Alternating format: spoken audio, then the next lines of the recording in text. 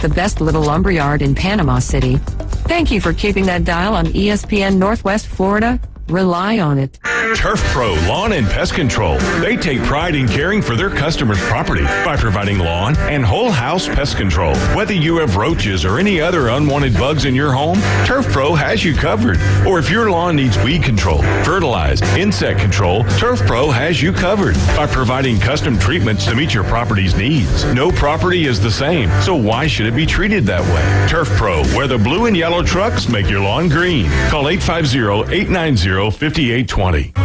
Visit the newly remodeled Mid-South Lumber Hardware and Feed Store in Youngstown. They have a full line of plumbing, electrical, hardware, and tools for your DIY home projects, as well as lumber and animal feed. Now offering not only baby chicks and a full line of poultry supplies, but also bunnies and parakeets. They also carry a wide selection of Duplin wines and gourmet products so you don't have to drive to the beach. Come see us at Mid-South Lumber on Highway 231 in Youngstown.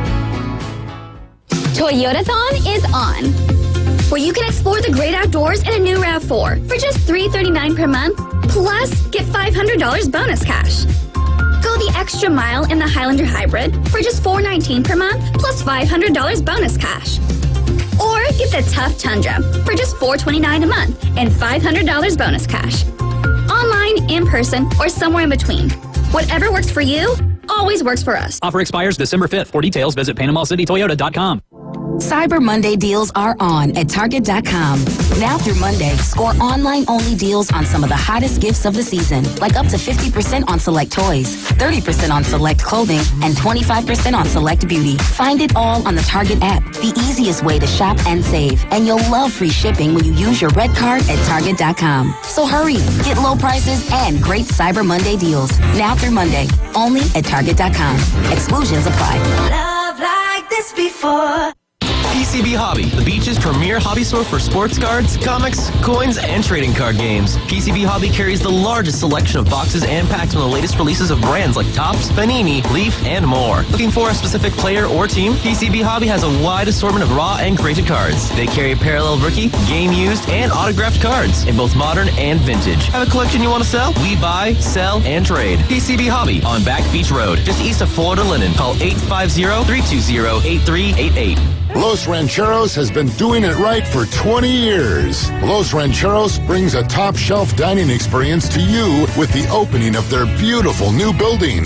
Watch all college and pro games on Los Rancheros' 14 large-screen TVs with great drink specials daily from 2 to 5 and during all the games. Los Rancheros, the place for live sports and great food on 23rd Street between Jenks and Harrison. The Panhandle's destination for live play-by-play.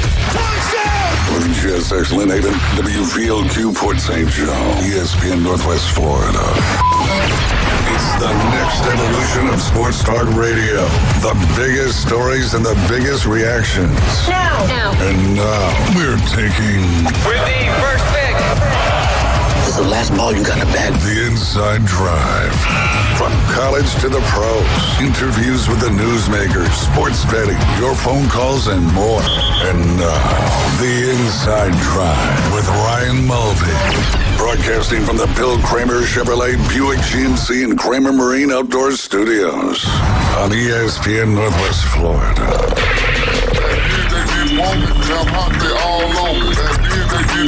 4th and 31. Only opportunity to make the college football playoff. Last play of the game, down by 3. Milo drops back, scrambles around. Auburn only chooses to rush 3. Might be the stupidest play call ever. Finds him in the back of the end zone, and Alabama wins the Iron Bowl. Wild game, wild weekend. Jay Henley's back in studio. DJ Davey Crockett behind the glass. You're listening to The Inside Drive live here on ESPN Northwest Florida. You can listen live and local on 104.3 in Panama City, 101.9 in Port St. Joe. As always, you can watch us on Facebook, X, and YouTube. Just search ESPN Northwest Florida. And now that Jay's back, where can you download our free mobile app? Let's see, Google Play Store or Apple Store. Man, it's been a lot of sleeps since you said that and you remembered. Geez, it's been forever, man. It feels kind of back in the right seat of if we're in the aviation world. if you will. Yeah. And you're in the left seat, and it feels good to be back in the right seat. Absolutely. Yeah. Although I'd probably say David's in the main seat. Oh, okay. Yeah. He's the one pushing all the buttons That's and right. throttles and all that stuff. So, Yep. yeah, I don't know, something like that. But, download that free mobile app. That way you can listen to us wherever you go. That one you do have to search 104.3 ESPN Northwest Florida. Did you eat some turkey and some ham? I did. I ate a lot. Nice. And I have been trying to walk and run as much as I can the last couple. Oh, we got a marathon coming up. Absolutely. Good little segue there. I know, right? We'll talk about it here in a little bit. Yeah. Now, I went with turkey and ham. Did you go with turkey and ham as well? Well, you only cooked a turkey. Oh. Yep. I got you. We had Thanksgiving at our house. My parents came over and just cooked a turkey. Nice. A very delicious turkey. We injected and seasoned the ever-living heck out of that turkey. Did you? And yeah, it was good. That was good, but it was fun hanging out, trying to get some fish in the backyard. Oh, yeah. Unsuccessfully again, even though they're all over the place, jumping and all that stuff. What you using? Not the right thing. No, I need to go get some live shrimp or something. The stuff that people keep telling me to use is what I need to try to use instead of just stuff I have. That's usually how advice works. Follow the advice for success. I don't know. Well, up at Lake Jackson, we just did the hot dog thing, man, and just caught some catfish. Oh, it was amazing. It was great. We used to catch on hot dogs and string cheese, sunnies. I don't know, bluegill. I don't know what they're called. We called them sunnies up in the ponds in New Jersey. We call them crappie here in the South. Isn't that a different variety of fish than a bluegill? Isn't a crappie and a bluegill two different types of fish? I don't know. We might. I could be wrong. I am not a fish expert, but I thought a crappie and a bluegill, maybe from the same variety. I don't know. Yeah. If Tim Braddock's listening, he can let us know. He probably could. Yeah. But other than that, good, successful. Yeah, it was great. Anything man. funny happen when you were at Buc-ee's? When you travel, you meet a lot of people, and we were at Buc-ee's, and we were talking about this earlier. But of course, I've got my 9 or 11-week-old golden retriever, and she's adorable, and I love her. Absolutely. And so, anyways, Buc-ee's was packed. This time last Monday was when this occurred. And what do you think the percentage of gas pumps being currently used when you were there were? Let's call it 300. What do you think the percentage was? 98%. I mean, it was nuts. And so, of course, Sailor had to go do her business, and they've got this big dog little park or whatever, and there's dogs everywhere. And so she goes to do number one, and she does, and we're walking around, and this Great Dane from Michigan comes over. Of course, it's from Michigan. Yeah, and and I don't know where she's traveling, but headed south probably, down here. But anyways, the Great Dane comes over, lifts his leg up, big old leg, and does number one all over Sailor. The thing is Sailor doesn't even acknowledge the fact. I mean, Sailor's just chilling. And just letting this happen to her. I mean, she probably doesn't know that. Hey, I'm getting beat on. Right. Hey, man. So what'd you do then? Yeah. Did the lady did they apologize? Oh yeah. She apologized, and So anyways, about 30 minutes up the road is a Bass Pro Shop. So we, get in the car and we're headed up to Bass Pro Shop. And we hadn't been in the Bass Pro Shop more than about 2 minutes. And my daughter's holding Sailor. Of course. Yeah. Pissed on Sailor. Right. Had to clean her up. I would hope so. Yeah. But anyways, we're walking through the hallway at Bass Pro Shop. And this big old redneck guy like jumps out in the hallway and goes, "Is she gonna hunt?" And I'm like, and then Parker goes, "No, my dad plays golf." So, anyways, that was the two things that happened on the trip that we kind of talked about. No, that's fantastic. It was great. Poor Sailor. Great. I know. Got herself a little impromptu bath.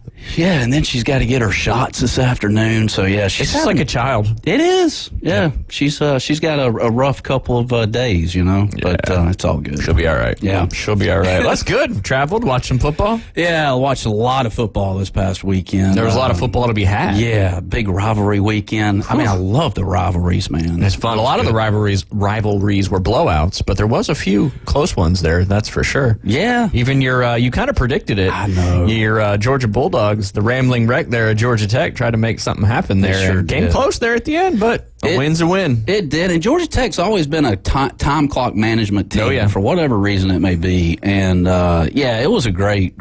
I'm just glad that what are we 29 wins now or 28? I think it's 29 in a row, 29 straight. Yeah, and you guys are the first SEC team to go undefeated in conference play for 3 straight years. Wow, in the history of the SEC.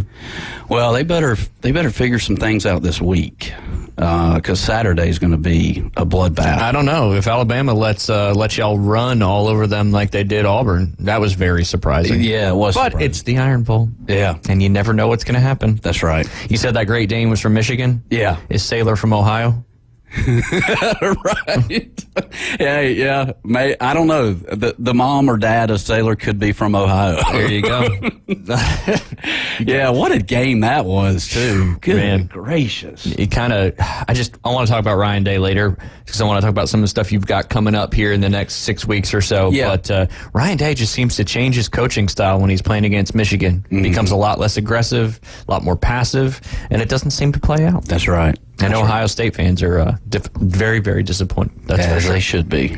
But yeah, you got a lot of stuff coming up, and Thanksgiving is gone and past. We had a great Black Friday sale. It's still going on today, technically out there at Bay Point, but we've got a PAT going on, and it's getting a little bit better now. Yeah. But man, what a day to have a PAT. We always host the PAT the last Monday in November. We've been doing it since before I got to Bay Point, and I'm a PAT examiner, so I cover that role and all that stuff. But last year was absolutely spectacular, and this year we get out there. It was 49 when we teed off, blowing about 15 to 20, and hadn't really changed a whole lot when I left to come to the studio. But does that target score change with the conditions or the no? target score has nothing to do with the conditions. But that's why a PAT, like me and Liam marked the golf course yesterday. I saw was that. a little concerned that it was going to be very wet. But luckily, it kind of let off in the afternoon, and the golf course is fairly dry. It's only car path on the first 3 holes and the last 3 holes. Because back in the day, you couldn't play a PAT and have it be lift clean in place. If the conditions warranted lift clean in place, you had to cancel the PAT. Oh, okay. Well, they modified the rule now that, like, if the day of there's a 90% chance of rain, or you just had like a deluge of water the day before, you can. And luckily, we were able to play. We're playing the ball down. The golf course is drying out pretty good. Good. So, well, it looks good out there. Oh, man. Even yesterday, marking the golf course, just looking at the greens, it's that time of year where you start seeing them. And if you're a golfer, you know where it feels flat and firm on your feet. Yeah. And the greens just roll right into the collars. The golf course is in great shape right now. It even makes me want to play a little bit of golf. That's good. And coming off that parent-child championship a couple weekends ago, I may have to get out there and play some more. I know. That was crazy, man. What a great Saturday that was. Have you been in studio since then? No. I didn't think so. I had a replacement for you Monday and Tuesday. Who was it? He knew a little bit more about sports than you did. He's just not as talkative. Oh, really? Who was it? A little fellow. Oh, yeah. Liam. Oh. Yeah, he was out of school. Yes. And he wanted to come. That's awesome, I didn't want to man. force him to. That's cool. He talked a little. He got more excited. Here, as we're watching, he was looking forward to the Ohio. He made picks. I have no idea what the results are yet. We'll do it later in the show. Yeah. But he's like, what time's the Ohio State-Michigan game on Saturday? He's like, I got to watch it and see how my pick does. And about 3/4 through the game, he's like, I knew I should have picked Michigan. I was like, that's how it works, buddy. That is how it works. But yes, you filled on Monday and Tuesday. But yeah, great kudos to that. That was a fantastic event.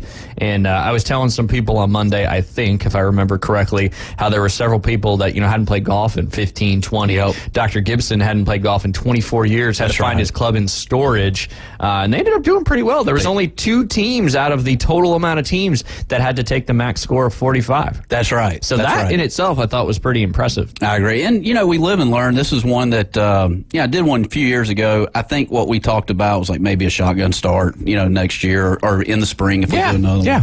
Because we had a few groups that played definitely at dark 30. Yeah. That may have been dark hour. It was dark, period. But, we did. It was great, man. No, I appreciate you organizing that. Yeah. It was just so much fun, and we'll continue to do more of those, that's for sure. Yeah. And good time. It was a great time, and congratulations on the win. That was fun. Yeah. That was fun. I was going back through it, and we only used a couple of his tee shots. Oh, he birdied number 1 natural. on his own. He birdied number 1 naturally. I eagled number 9 on my own as well. Now, do you feel like him coming out and being with you yesterday? I mean, that was awesome to see him in the rain, like doing that. Is it? Do you think maybe that parent-child tournament had him to get out there a little bit? He's helped me mark a golf course before, and it's kind of that one. He loves to help. If he can help, he'll help Yeah. with most things. But it's something about helping, painting the golf course that's exciting. I He's gotcha. a spray gun. Although he painted a little bit in the beginning, but then he was my transportation basically. Because normally when I not to talk about marking the golf course, but normally when I mark the golf course, I drive most of it and spray with the gun outside of the cart. Yeah. But there is a lot of areas you can't do that. I would say 80% of the golf course you could do that. But when it's raining and it's cart path only and it's as wet as it was when we were doing it, you couldn't do that. No kidding. So like 18, for example, if I were to have to mark that on my own, I'd have to park the golf cart at the beginning of the hole, spray the entire hole, walk back to the golf cart, and then repeat that process all the way through.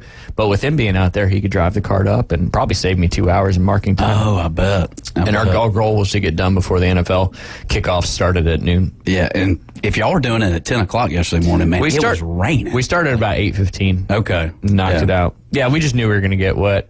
I think all the places that I sprayed that weren't turf, that were like pine straw and dirt and stuff like that, I don't think the lines exist anymore. When I was riding around this morning with the PAT fellas and lady that's out there, I saw a lot of spots where I was like, wait, where's the line? I don't see it. But it's all good. We got our club championship coming up this weekend, although the weather really doesn't look great Friday, Saturday, Sunday. It's warmer, I think. It's warmer. It's just, I think it's another front coming through, and then with hopefully some warm weather on the backside of that. Kind of knew it was going to be cold this week, and we've got some Dynasty flag football action starting tomorrow, first game of the season, which I'm glad they send out the automated email, because when they first sent out the schedule, our game said Thursday at 5:45, and then I don't know, I think it was the next day they updated it, and I read it to say 6:45. However, I did not see that it moved to Tuesday, and then they send out an automated email 48 hours in advance, and I saw that yesterday morning, and I was like, whew, we got a game on Tuesday. Coach is ready for it? We'll see. Yeah? We'll see. For Dave, oh yeah, he's ready. Who are you guys playing tomorrow? We are playing the Ball Hogs. So I think Adam Molinax and those guys have a flag football team. Okay. So we'll see. Yeah. But we're going to scrimmage this afternoon, or this evening, I should say, with Joey Sostime and Gray and all the Lightning guys and all that, and get some reps in, get going, because it's here. It is. Once Thanksgiving week's over, you got to get prepared. Now, this season will go into 2024? Oh, yeah. We play 4 games before the Christmas break, and then you have a full 3 weeks off, and then you kick back up, and then you roll right into the playoffs. Nice. Yeah, absolutely. Sweet. Speaking of the playoffs, while you were gone, your Bozeman Bucks. I've been watching. They're doing fantastic. D. Hayes has been doing a great job keeping us updated on Big shout out to that. Did you go to that one on Friday night?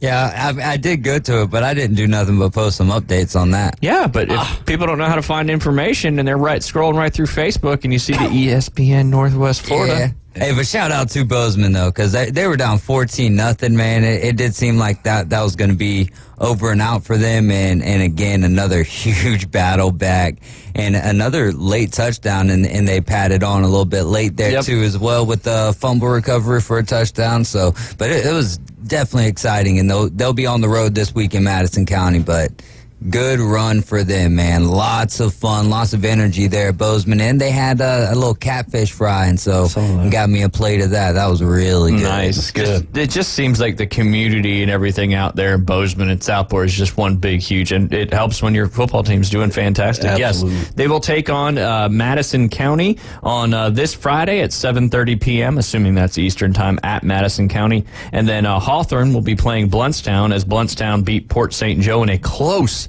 battle there in the regional final. They won that one 14-10.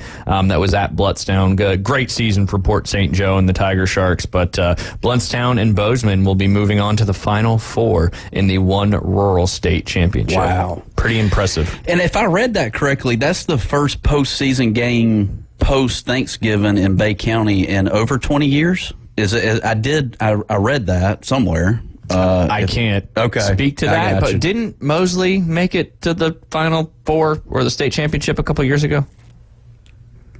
I can't speak to that. Okay. Maybe no, I'm probably thinking of baseball. Never mind. Never mind. Why don't you do some research in the break and look that up? And in the break, Jay. Oh, okay. In the break. But yeah, no, we'll dive into some of this football action here pretty soon. But what do you got coming up?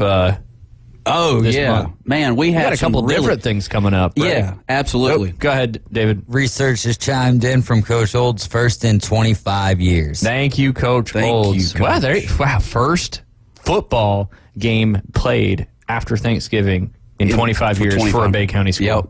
That's amazing. Thank you for bringing that to the table. And Coach Oles, thank you for confirming that. Yes, sir. That's exciting. It is. We need more of that. I think there's more to come. I would agree. Yeah. We got to keep building these youth sports, building these kids in, getting them ready for the pipeline to play some football. There you go. Absolutely. Did you know, go ahead before you get to your stuff, did you know that girls flag football is a approved high school sport in the state of Florida now? I did not know that. I don't know if any local high schools here have adopted that yet or not, but Ryan found that out. She's getting amped up. Yeah, that'd be cool to go see that. Yeah. That'd be interesting. Yeah. I think you're going to start seeing a lot of that in the near future. You might see it as a Division I sport sometime in the near future. You never know. Especially with how everything's going with concussions and protecting players and all that stuff. And, it's I don't think it's a Division I sport yet for girls, but probably on the way. Olympic sport coming up. That's going to be wild. All right, go ahead, Jay. What do you got coming up? People looking for gifts, looking for something for their kids to do over the holiday break. A lot of stuff you got coming up, right? Man, where do I start? I mean, so the Elite Super Series, the Elite Super 6 Series is next week. Why don't you create a title that's harder to say? I know, Elite Super 6 Series. Elite Super 6 Series. That is 6 golfers. ESSS. There you go. ESSS. That is 6 golfers, ages between 13 and 17. Okay. All right. They are, ready to kind of move on their game into the next level. They may be thinking about college. We're going to bring on Michael Shears, University of Georgia golf team member, Vanderbilt Commodore team member. He's going to help us along with the course management, specialty shots, whatever it may be. So there's only 6 kids going to get in this program. The qualifications are that you had to have played in a junior tour event, U.S. Kids, Emerald Coast, whatever it may be, or a high school team. And ages 13 to 17. Ages 13 to 17. To the Elite Super 6 Series. Yep, Elite Super 6 Series. That's going to be December 9th and 10th, 1 p.m. to 4 p.m., both Saturday, Sunday, and December 16th, 17th, 1 p.m. to 4 p.m. So there's going to be 4 days. I had it, let's see. What is it going to be? It's going to be 6 players, 4 days, 2 coaches, and a partridge in a pear tree. There you go. Yeah. The elf. Is the elf back? Yeah, that's it. Yeah. That's it. I mean, that's what, 12? You got 12 hours of you and 5 other juniors working on some serious stuff. And that's the big thing, too. We could talk a little bit about it more here in a little bit, but, it's more now, how do you score better? Yep. And when you have a guy like Michael Shears, who went through the recruiting process, who played at 2 extremely high-level Division I men's programs, knows what it takes to get there, and can help you get there, this is a great opportunity that you guys are bringing. Absolutely. And he's bringing the material. I'm relying on him. He's fresh out of, obviously. He's the perfect person to have for this. He is. And I'm there. Look, I'm 40. That's the thing, man. This is the beauty of it. I'm 43 years old. I'm looking forward to getting involved. I'm going to give my 2 cents in or whatever, but I'm looking forward to learning from him about this process. Absolutely. Yeah. Absolutely. Well, and even if you would have played college, 30 years ago, the college golf process to get in is a lot different than it is now, just like any other sport. But to have a guy that just is fresh off of playing high-level Division I college golf is going to go a long way for these kids. And there's only 6, and that's the beauty of it. Yep, that's going to be, three students to 1 coach. Yep. So there's going to be a lot of on-course activities. I want to throw, and that's what I want to do. I want to throw in the fun part of it. I want to do like a par 3 contest where we give away something, as you go along, and it'll be all on course. So looking forward to that. Yeah, that's going to be awesome. One of the things, too, he's going to teach you how to practice and all that stuff because, we talk to these college coaches, FSU, Lipscomb, wherever it may be, and JMU. And, when they're practicing, it's always games and contests. It's always some kind of competition, and that is the key. When we get back, you'll tell about the other opportunities you got coming up here in December as it is Christmas time right around the corner. You're listening to The Inside Drive live here on ESPN Northwest Florida. We'll be right back. 104.3 ESPN is above the rim. Garcia splash! Exciting college basketball is back. Tune in every Saturday for the biggest games in college basketball, plus marquee evening matchups during the week. The Round Ball. And it goes for the win! You want it, you need it, and we've got it. College basketball plays here. 104.3 ESPN Northwest Florida. This is Joanna with your latest forecast on ESPN Northwest Florida this Monday. For tonight, some clouds and a low of 67 with a gentle breeze at 9 miles per hour coming out of the southeast. Tomorrow morning, very light rain with temps around 74. In the afternoon and evening, possible thunderstorms and sprinkles and a temperature near 74. This forecast is sponsored by Mid-South Lumber, the best little lumber yard in Panama City. Thank you for keeping that dial on ESPN Northwest Florida. Rely on it. Bill Bird Kia, your local community dealer, is thankful for your support this year and is giving you holiday savings on the purchase of a new 2023 Kia. Just in time for holiday travel adventures, now offering 1.9% APR for up to 48 months on the purchase of a new 2023 Kia Sorento. You'll get the perfect balance of comfort, safety, and technology. Bill Bird Kia is the home of the 20-year, 200,000-mile warranty. Stop by and see us today, 2435 East 15th Street, or anytime at BillBirdKia.PanamaCity.com. We'll treat you like family and give you the peace of mind you can trust. Offer from Kia Finance America for the purchase of a new 2023 Kia Sorento with $2,165 per month per $1,000 financed at 48 months. Quality is limited. No down payment required. Cannot be combined with other finance offers. The 20-year, 200,000-mile warranty is a Bill Bird Kia warranty. See dealer for complete details. Offer for well-qualified buyers. Must take delivery from dealer stock through 1/2/24. The only place to get sports betting coverage on the radio. Is this legal? Broadcasting from the Bill Kramer Chevrolet Buick GMC and Kramer Marine Outdoor Studios. It's the Inside Drive with Ryan Mulvey on ESPN Northwest Florida. Hey, and welcome back. You're listening to the Inside Drive live here on ESPN Northwest Florida. As Jay mentioned earlier in the first segment, what do we got coming up this weekend?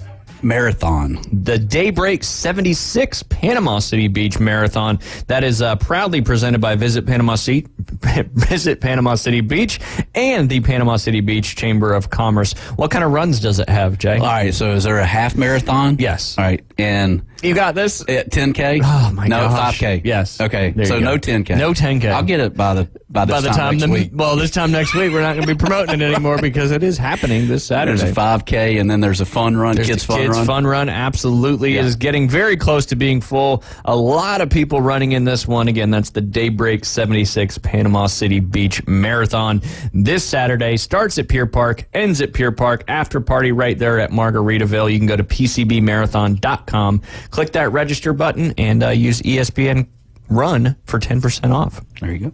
You know who I want to hear from? Who? Ricky Barnes.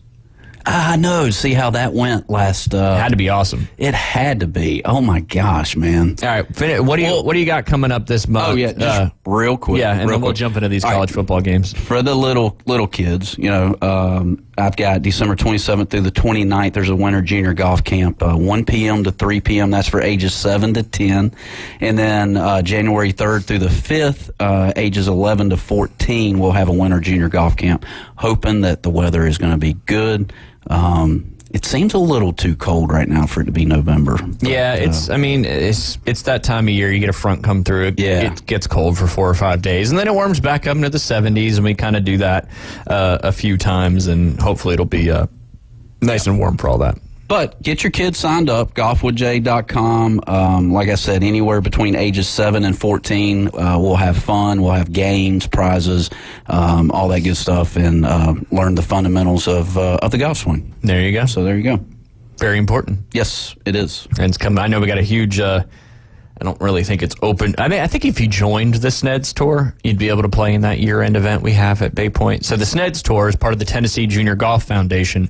Brant Snedeker kind of sponsors this tour. It's called the SNEDS Tour, and this will be the third time we're hosting the event. Excited about it. They kind of kick off the new year. They call it coasting into the new year with SNEDS, and it's always down here at the beach. And they play 2 rounds.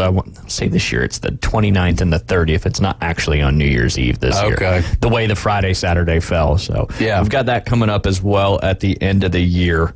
All right, college football rivalry weekend. It started on Thanksgiving with Ole Miss and Mississippi State. Always a tough one there in the Egg Bowl. Mississippi State came out on top 17-7. As a result, you're starting to see a lot of the new hires coming out now because the regular season's over in college football. You still got championship week and bowls to come. But Mississippi State hired an offensive coordinator from Oklahoma, Jeff Lebby. He was named the new head coach, trying to bring hopefully back that. Did the Egg Bowl feel weird to you guys without Mike Leach on the sidelines? Yeah, I know. That was just tough. I can't, yeah. Or was he on the sideline last year, too? He was on the sideline last year. I didn't watch it because I was driving. So, yes. Yeah, quick trip. Yeah. Down I-10. Yeah, well, yeah. Kind of. All in the same day. Whew. It's down there and back. Some windshield time. Yeah. Sometimes can be good though. Did you eat any turkey or ham? Oh yeah, man, both of them. Both. Yes, sir. See, down here it's both. You got that right. That's it. Yes, sir, man. I had that and all the fixing. Shout out to my mom. And had the deviled eggs, man. Those things. Woof. Man, I love them things. I ate too many deviled eggs. Yeah, because it's like the gift that keeps on giving until it stops giving. But yeah, we had a bunch. I love. Do you like deviled eggs? Is it moving to Brown Friday? I mean, Black Friday? Some may say it's a gassy Friday. I don't know. A lot of eggs there. But did you have deviled eggs? I did not. No? I did not. Not part of your tradition? My famous grandmother oyster dressing. Oh, you talked about that a couple weeks ago. Feels like it was so long. It's hot in the studio. I like it. It is hot. It's freezing earlier. I know. But yeah, I took care of the whole dressing thing. Like I was the only one. Like I took care of a 9x13. Come on, you made an entire pan of oyster dressing? I did. It was amazing. Hence what you were saying with walking and running and all that. Right. An entire pan? Yeah. That's aggressive. It was. How do you function after that? I didn't. Just plop down and watch some football? Yes. Well, Thanksgiving there was a lot of good NFL games on. Well, I say good. The Lions look terrible against the Packers there, but we'll jump into that a little bit later on. The PAT groups are coming in as we speak, which is exciting. So fingers crossed, no crazy rules things needed until I get back, but pretty straightforward out there for the most part. Just try to get the ball in the hole. Yeah. So I mentioned the Egg Bowl 17-7. Let's go to this one next. And I personally think a lot of people hate on them, but I personally think they're dangerous out of one of the teams that's currently not in the college football playoff, and that's the Oregon Ducks. Yes. They took care of business at home against Oregon State. Like we mentioned on Tuesday, Oregon State hasn't beaten Oregon in Eugene since 2007, and that streak continued. 31-7 in that dominant performance. You remember Washington in that rainy game, I think won that one 22-20 against Oregon State. And so Oregon State took care of business. Defense and offense looks good on that team, and a lot of people hate on them because they're in the Pac-12 and because Bo Nix is their quarterback, and he's been in the league for 27 years. But I would not want to be playing Oregon right now. No, do you think they get a chance? Oh, they beat Washington? Yeah, they're in. They're in? Yeah. Yeah, we'll discuss who we think will make. I mean, there's a lot of chaos. Bama still got an outside shot, but they're going to need some craziness to get in there as well. You had Missouri take care of Arkansas 48-14. Penn State, Michigan State 42-0. Oklahoma, TCU. Hope you bet the over in that one 69-45. And then I'll get David's head bob to see if this is correct or not. The over-under in the Iowa-Nebraska game was the lowest over-under in history? As far as I'm aware. Yeah. I think it was, 24.5? 25.5. 25.5. Wow. And it hit. It looked like they were going to go over, too. It looked like it for so long. Not like they were moving the ball crazy at all. That was just such a wild game. Handoff, tackle. Handoff, tackle. Yeah. Oh, man. Chuba Purdy rolls out, throws it. Well, intercepted. Yeah, and then if you're a Nebraska fan, you're there at the house and you got the ball. You get a turnover with 37 seconds left. I know and it. It's like, all right, all we got to do is go down here and kick a field goal. And then you turn the ball over trying to get a little greedy, and Iowa wins. We could have knocked off Iowa, I say we, but they could have knocked off Iowa and got the under all at the same time. Made everyone happy at that point. Yes, Iowa had a total of 257 yards to Nebraska's was 264 yards in that one. So the under hit in that? It was 25 and a half, and the total score was 23. Okay, yeah. Because you guys texted me, and I'm just getting back into Florida. I've been fiending a little bit with the Hard Rock Bets thing. And See, you went out. Yeah. That's what happens. When I came right back in that state line, I went for the over on that whenever y'all texted, and of course, I lost. Well, it really almost hit. I bet I wonder what the over-under in that Oklahoma TCU game was on that one. It's probably like 80. No, it was I want to say 64 and a half, 54 and a half. Wow. It was much lower because I was thinking to myself, man, who would have even taken a spread point, a total of 80 on this one, because at the end of the third quarter, it was over 80. That game was wild, too, because Oklahoma, I watched a lot of football this weekend, boys. It was wild, though, because Oklahoma was dominating. It was like 42-13 at some point. Then next thing you know, I check back on the game, and it's like 45-30. Yeah, TCU outscored them 22-10 in the third quarter after getting dominated in the second quarter. But that Iowa-Nebraska game, I know we make fun of the under and everything, but if you sit there and you watch it, it's not great offenses. I mean, it's like watching Ben Roethlisberger play quarterback as far as Iowa goes with Deacon Hill. God, guy's a monster. but it's still a good brand of football, and so I definitely enjoyed that game. That was actually one of the there's so I know that was football. I agree with you on that sentiment because it was kind of fun watching the defenses do so well. But yeah, when I hadn't watched an Iowa game yet this season, so when I was tuning into that one and I saw their quarterback, I was like, Beth, he don't look like a quarterback. She's like, he's the quarterback. It's like, and kudos to her for watching as much football as we did over the past 4 days because the TV was always on football. Oh yeah, and I certainly feel bad about that. Maybe this much. That obviously was a huge one. Let me ask you guys this. Does Iowa have any chance against Michigan in the Big Ten championship? I think Michigan ends up winning the Big Ten. I just think they've got a chip on their shoulder with all the things going on. Well, they're playing in the championship game against Iowa coming up this weekend. I'll take Michigan. Bold take there. Bold take. You don't think so, huh? Yes, I do. But it was just funny how you prefaced it saying you think they win the Big Ten championship. Oh, yeah. Which is what they're playing in. Yes. Against Iowa. Right. Who you think they will beat. They will. Nah, I don't really think Iowa's got a shot in this game. If Michigan shoots themselves in the foot, if they feel like they've arrived and they can just get past Iowa, it almost like that Alabama-Auburn game. Now, again, how many times have we seen that game go down or go in directions that don't make sense just because it's in Jordan-Hare? But I think Michigan is going to be just fine to the first round of the playoffs, and hopefully they get past it. But they remind me of the Dallas Cowboys in the NFL. Like they get there, and they do it in dominating fashion. But then when maybe Harbaugh should sit the Big Ten championship game out. There you go. Maybe that's the key. Sharon. That's the key. They sure look good. And speaking of that game, ended up being 30-24. Good football game, 14-10 at half. As I was talking about it, Ryan Day kind of ran down the clock at the end of that first half and went for a 52-yard field goal and missed it instead of being aggressive and trying to maybe score a touchdown or get a little bit closer field goal. I don't know. Ryan Day, I don't know how you get rid of a guy or make a change when they go, 11-1 the last 3 years with their only loss being to Michigan? I don't know if that was 2 years ago that was correct or not, but we're going to roll with it. Do you make a change there? I wouldn't. I mean, if you're winning, you're winning. But you're not winning, though. That's the thing. What do you define a good season as when you are an upper echelon college football team? 11-1. Making the playoffs. Well, if you define it as 11-1, then Ryan Day's your guy. Yeah. It's so hard to make the.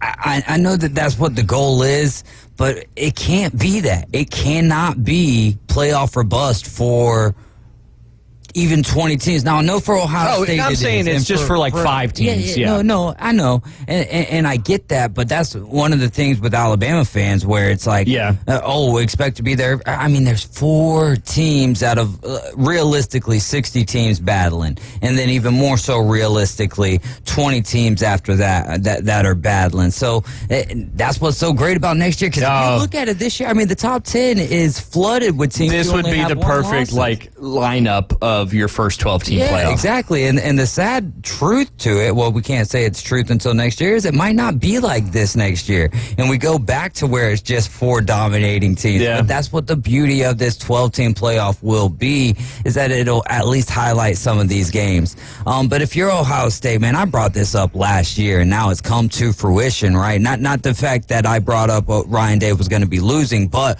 the what-if question. If you lose to Michigan 3 years in a row, yes, 11-0 looks great, but 11-1 when it's that loss to your rival. So there's 2 ways of looking at it. You can look at it the way that Jay looks at it, which is a good way to look at it. Honestly, dude, you're 11-0. Now you lose your 11-1. Now on the years that you're 7-5 or 7-4, that's when you want to be 8-4 with that win. Going up against Michigan. Yeah. I don't think that they get rid of them, but I wouldn't be surprised if they did. Yeah, wouldn't be shocked if they ended up making a change there. But, who do you even go and get at that point? Right. Yeah. I don't know. But, next year, like David mentioned, obviously we're moving to the 12-team playoff, but we're also moving to the larger conferences, a lot of realignment, but there's no more divisions either. So this Ohio State-Michigan game could actually be the Big Ten championship game next year for the first time ever. Yeah. Because they've always been in the same side of the conference, which I think is great because currently I think it does a disservice the way the teams are. Right. Now, all right, so traditional, I'm traditional, right? Very. Very, yeah. So, turkey. 24 years of SEC, CBS 230 Central games, is that no longer on the docket for next year? As NSYNC said, it ain't no lie, baby, bye, bye, bye. It's gone. It's gone? Yep, that was their last call. Wow. I know. We do have a caller on the line, speaking of calls, and that is Travis. Travis, how you doing after this weekend? It was tough for the Saints and for the Gators. More so, I think the Gators saw that one coming a little bit more than the Saints. But what do you think? Well, I am glad I didn't win those tickets, maybe. I got bullied enough at my brother's house. Yeah, there you go. There you go. Want to hear from Ricky, too, because he was unbiased, and I'd love to hear what he thought about being at the Swamp. The atmosphere was insanity.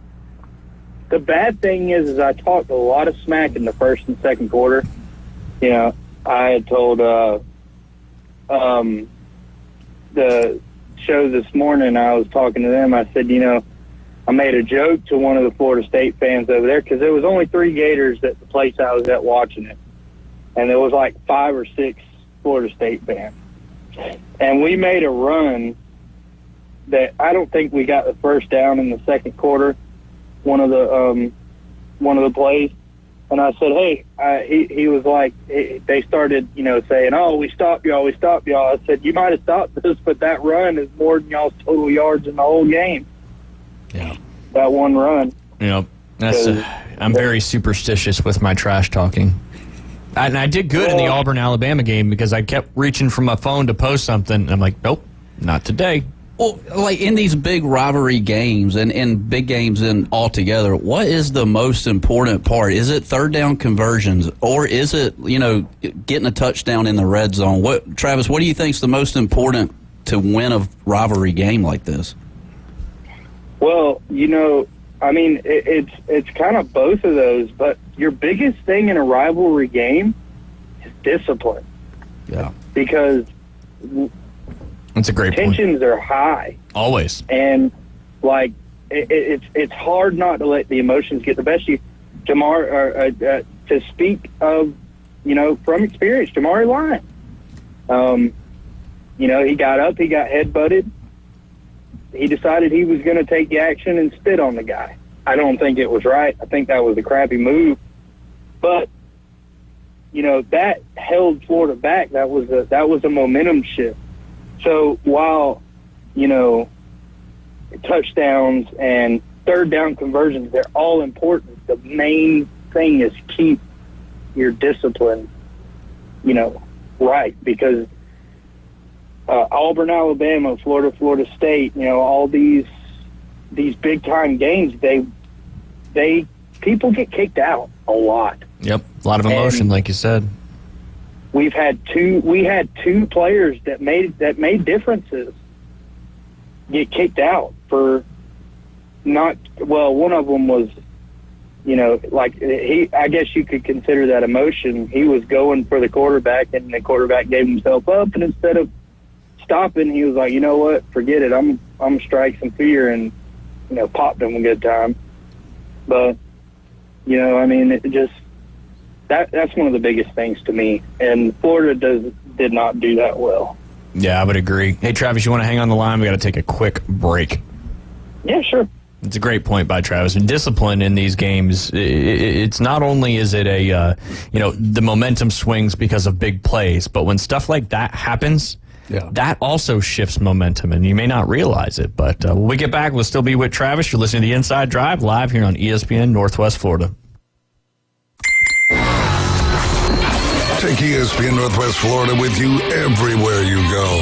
Anytime, any place, anywhere. The sports talk and live play-by-play doesn't have to end when you get out of the car. The ESPN Northwest Florida app streams your favorite sports talk hosts and the biggest games in ultra-high fidelity. This is of utmost importance in travel. Take the sports talk monster with you anywhere you go. Available for Android and iPhone. Use it anywhere or any place.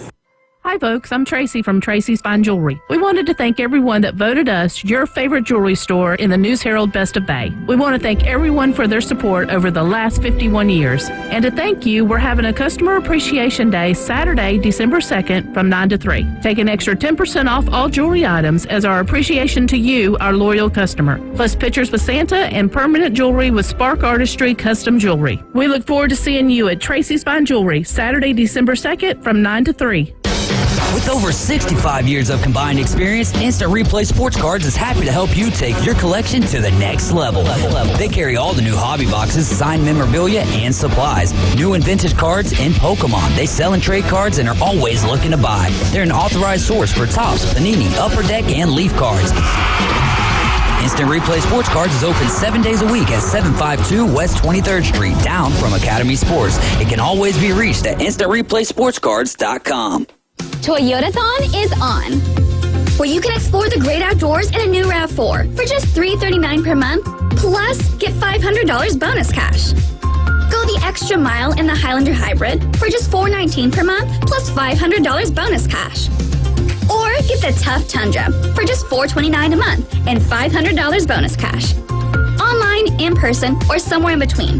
Whatever works for you always works for us. Offer expires December 5th. For details, visit PanamaCityToyota.com. Welcome to the Inside Drive, the next big thing. It's a big, huge, giant deal. Sports betting, huge reactions, your calls and real-time coverage of the stories you're following.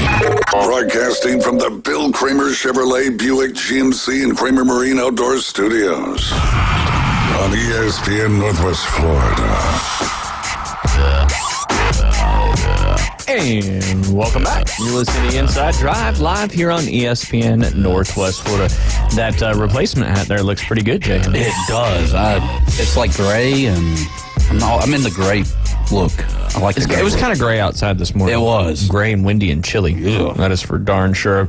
Want to see some of these PAT scores that are coming in. But Travis, we still got you on the line, sir. Yes, sir. Yes. So, let me ask you this about the Florida State Seminoles. Obviously, if they beat Louisville, that's a big if. Do you think they got a shot in the playoff? I think they're going to get in the playoffs. I don't think they got a shot to win. Probably not even the first game. I honestly, and this was more smack talk at my brother's house, but I'm pretty sure,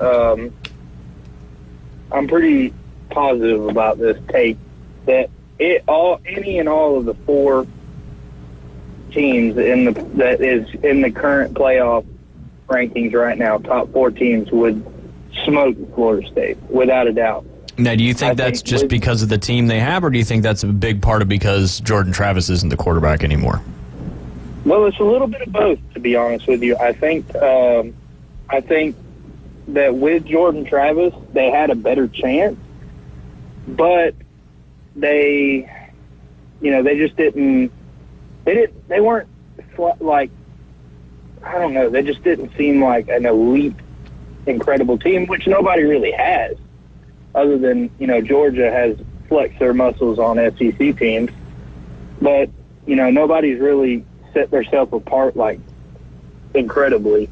But without Jordan Travis, I mean, you look at the mistakes that Rodemaker made, and he's entering into a really stressful time of, their play, their season.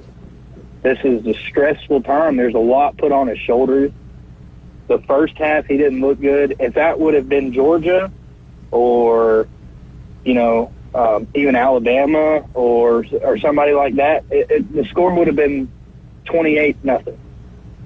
Well, let me ask you this. Let me put a little flip side on that. So, him going down to the Swamp, arguably that was the most difficult atmosphere game that they played in this season, in my opinion. I think Clemson was tough too, but that atmosphere in the Swamp, he came out with a win. Yes, he made some mistakes.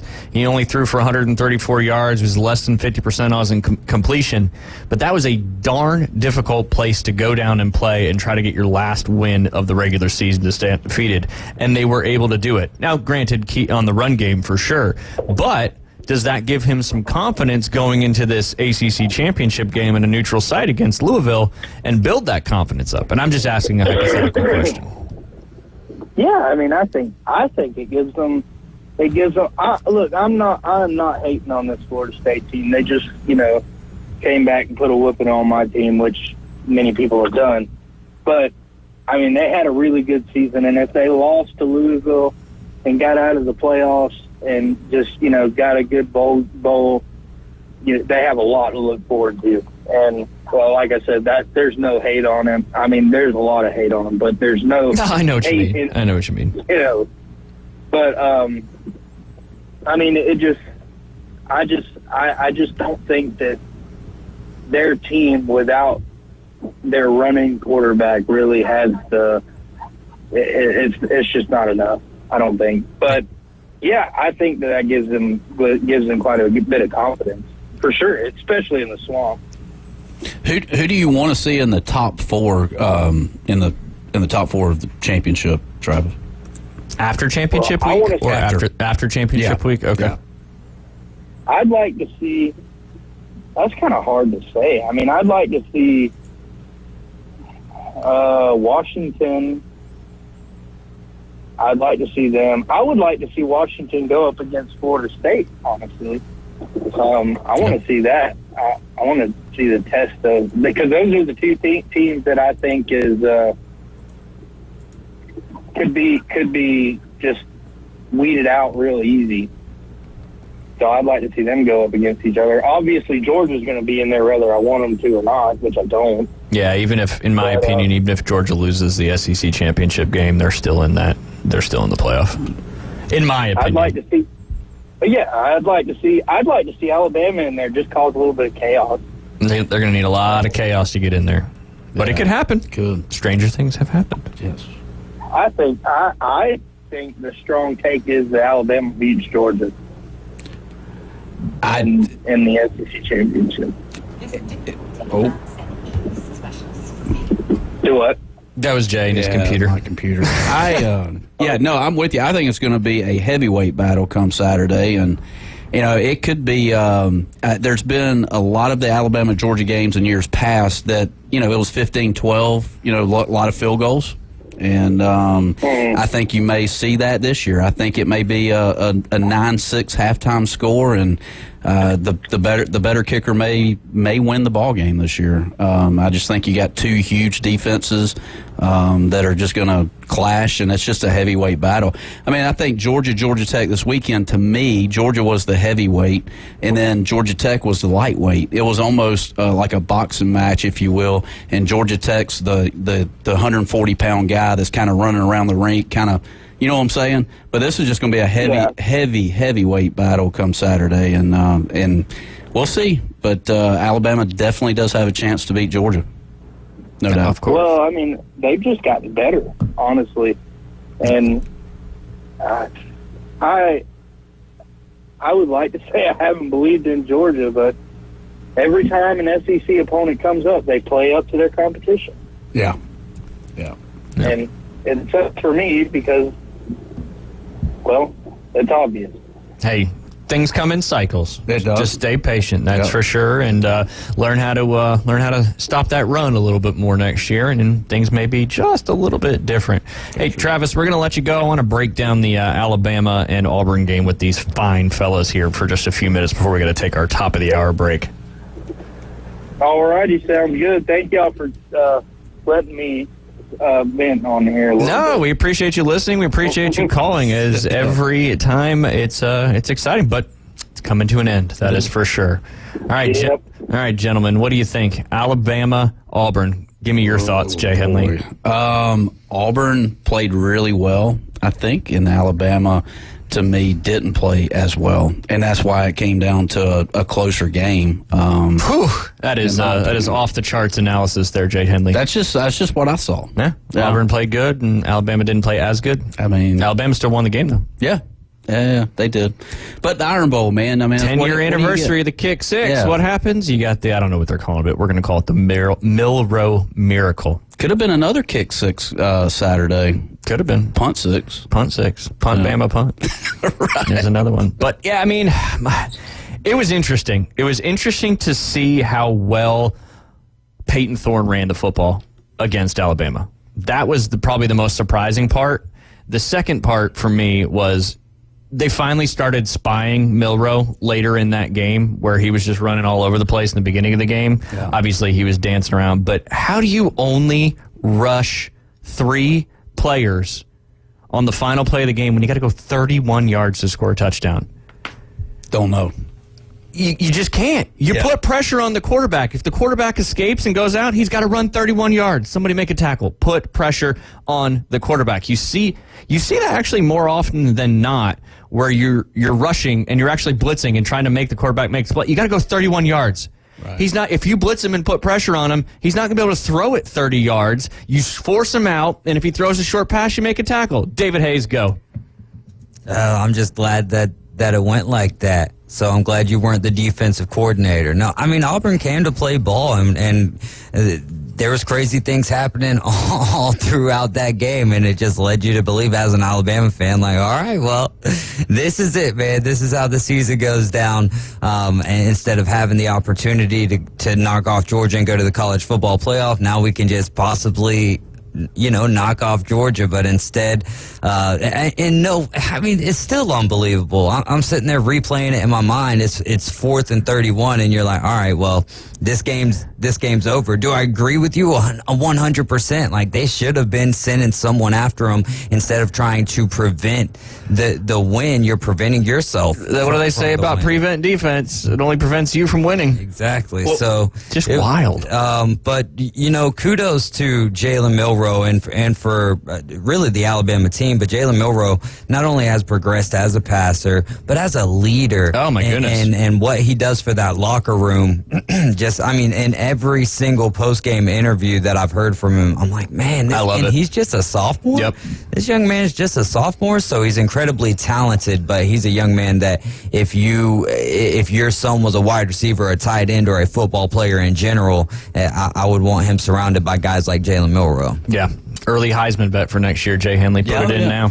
Well, the $1 million question to me is, how does Auburn lose to New Mexico State, hand them $1.8 million for coming over, getting a butt whooping at Jordan-Hare, and then Alabama plays a decent game with them? And because I know over here talking with the way that Georgia played Georgia Tech. Well, and how Auburn played Georgia. Yeah.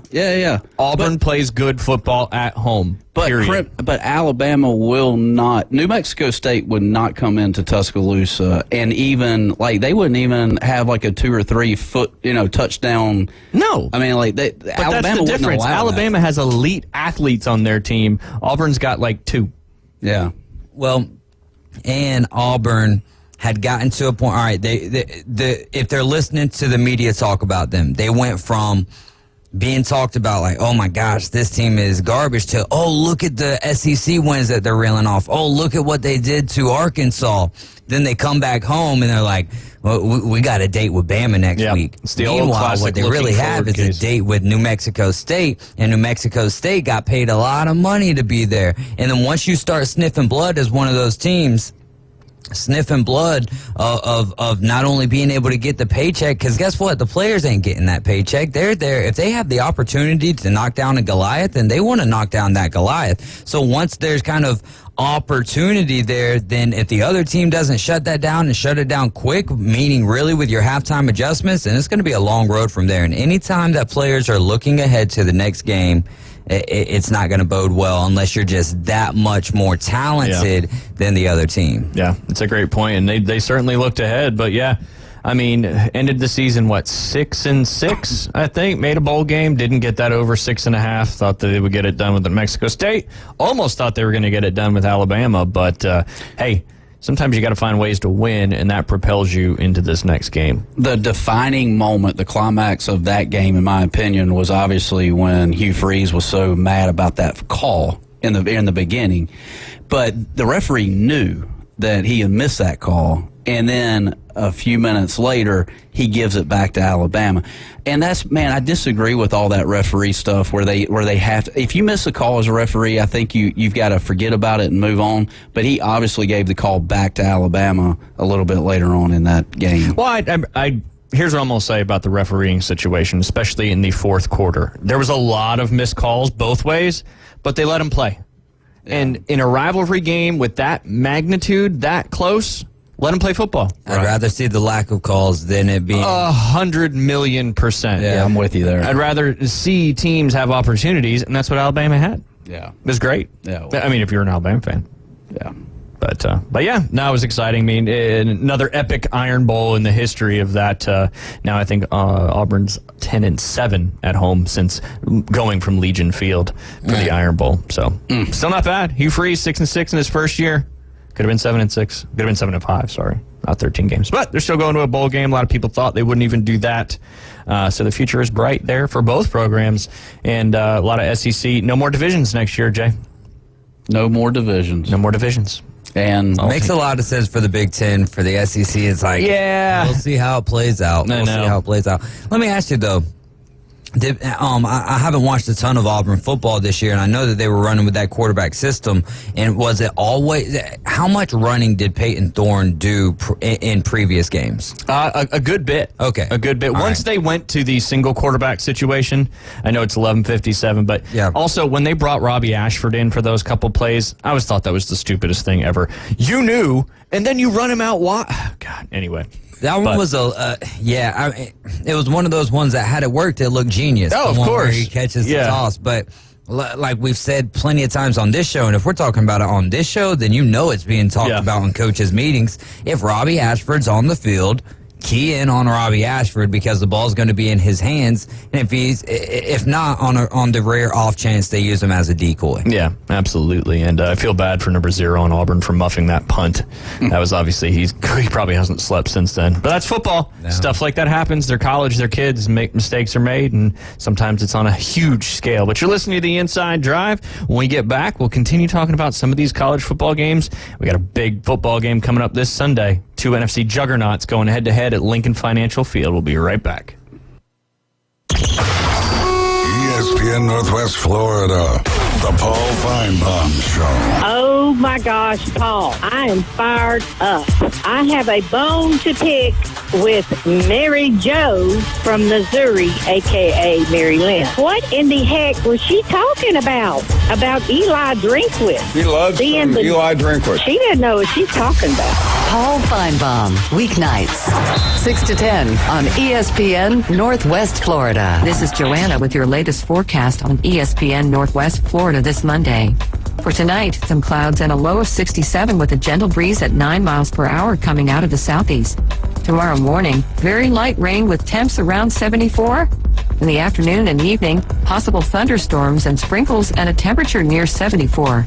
This forecast is sponsored by Mid-South Lumber, the best little lumberyard in Panama City. Thank you for keeping that dial on ESPN Northwest Florida. rely on it. Los Rancheros has been doing it right for 20 years. Los Rancheros brings a top-shelf dining experience to you with the opening of their beautiful new building. Watch all college and pro games on Los Rancheros' 14 large-screen TVs with great drink specials daily from 2 to 5 and during all the games. Los Rancheros, the place for live sports and great food on 23rd Street between Jenks and Harrison. WGSX Lynn Haven, WVLQ Port St. Joe, the Sports Talk Monster. ESPN Northwest Florida. Chuck was terrible at fishing. He spent many frustrating hours attempting to get results he saw from internet videos, aggravating trial and error fishing trips, and misguided advice from well-intended friends.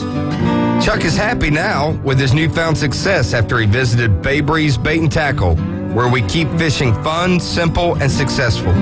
See us soon at Bay Breeze Bait and Tackle, located directly off Highway 98 on the west end of Panama City Beach. The locals love it. You're gonna love this. You are my favorite. It's my favorite. Everybody's favorite. The Inside Drive with Ryan Mulvey. Live from the Bill Kramer Chevrolet Buick GMC and Kramer Marine Outdoor Studios on ESPN Northwest Florida. Sky rockets in flight. Afternoon delight. And welcome back. You're listening to the Inside Drive live here on ESPN Northwest Florida. It's our longest break of the entire show. And, oh, there he is. You forgot to do it. Yep, see? You're jinxed for the whole week. There you go. Way to get it in there. Starlight Vocal Band. We are back. We are. You're back. I am back. You feel better? Lighter? Lighter. There you go. There you go. Watch out for that microphone. Whew. But you are listening to the Inside Drive live here on ESPN Northwest Florida. We are inside the Bill Kramer Chevrolet Buick GMC and Kramer Marine and Outdoor Studios.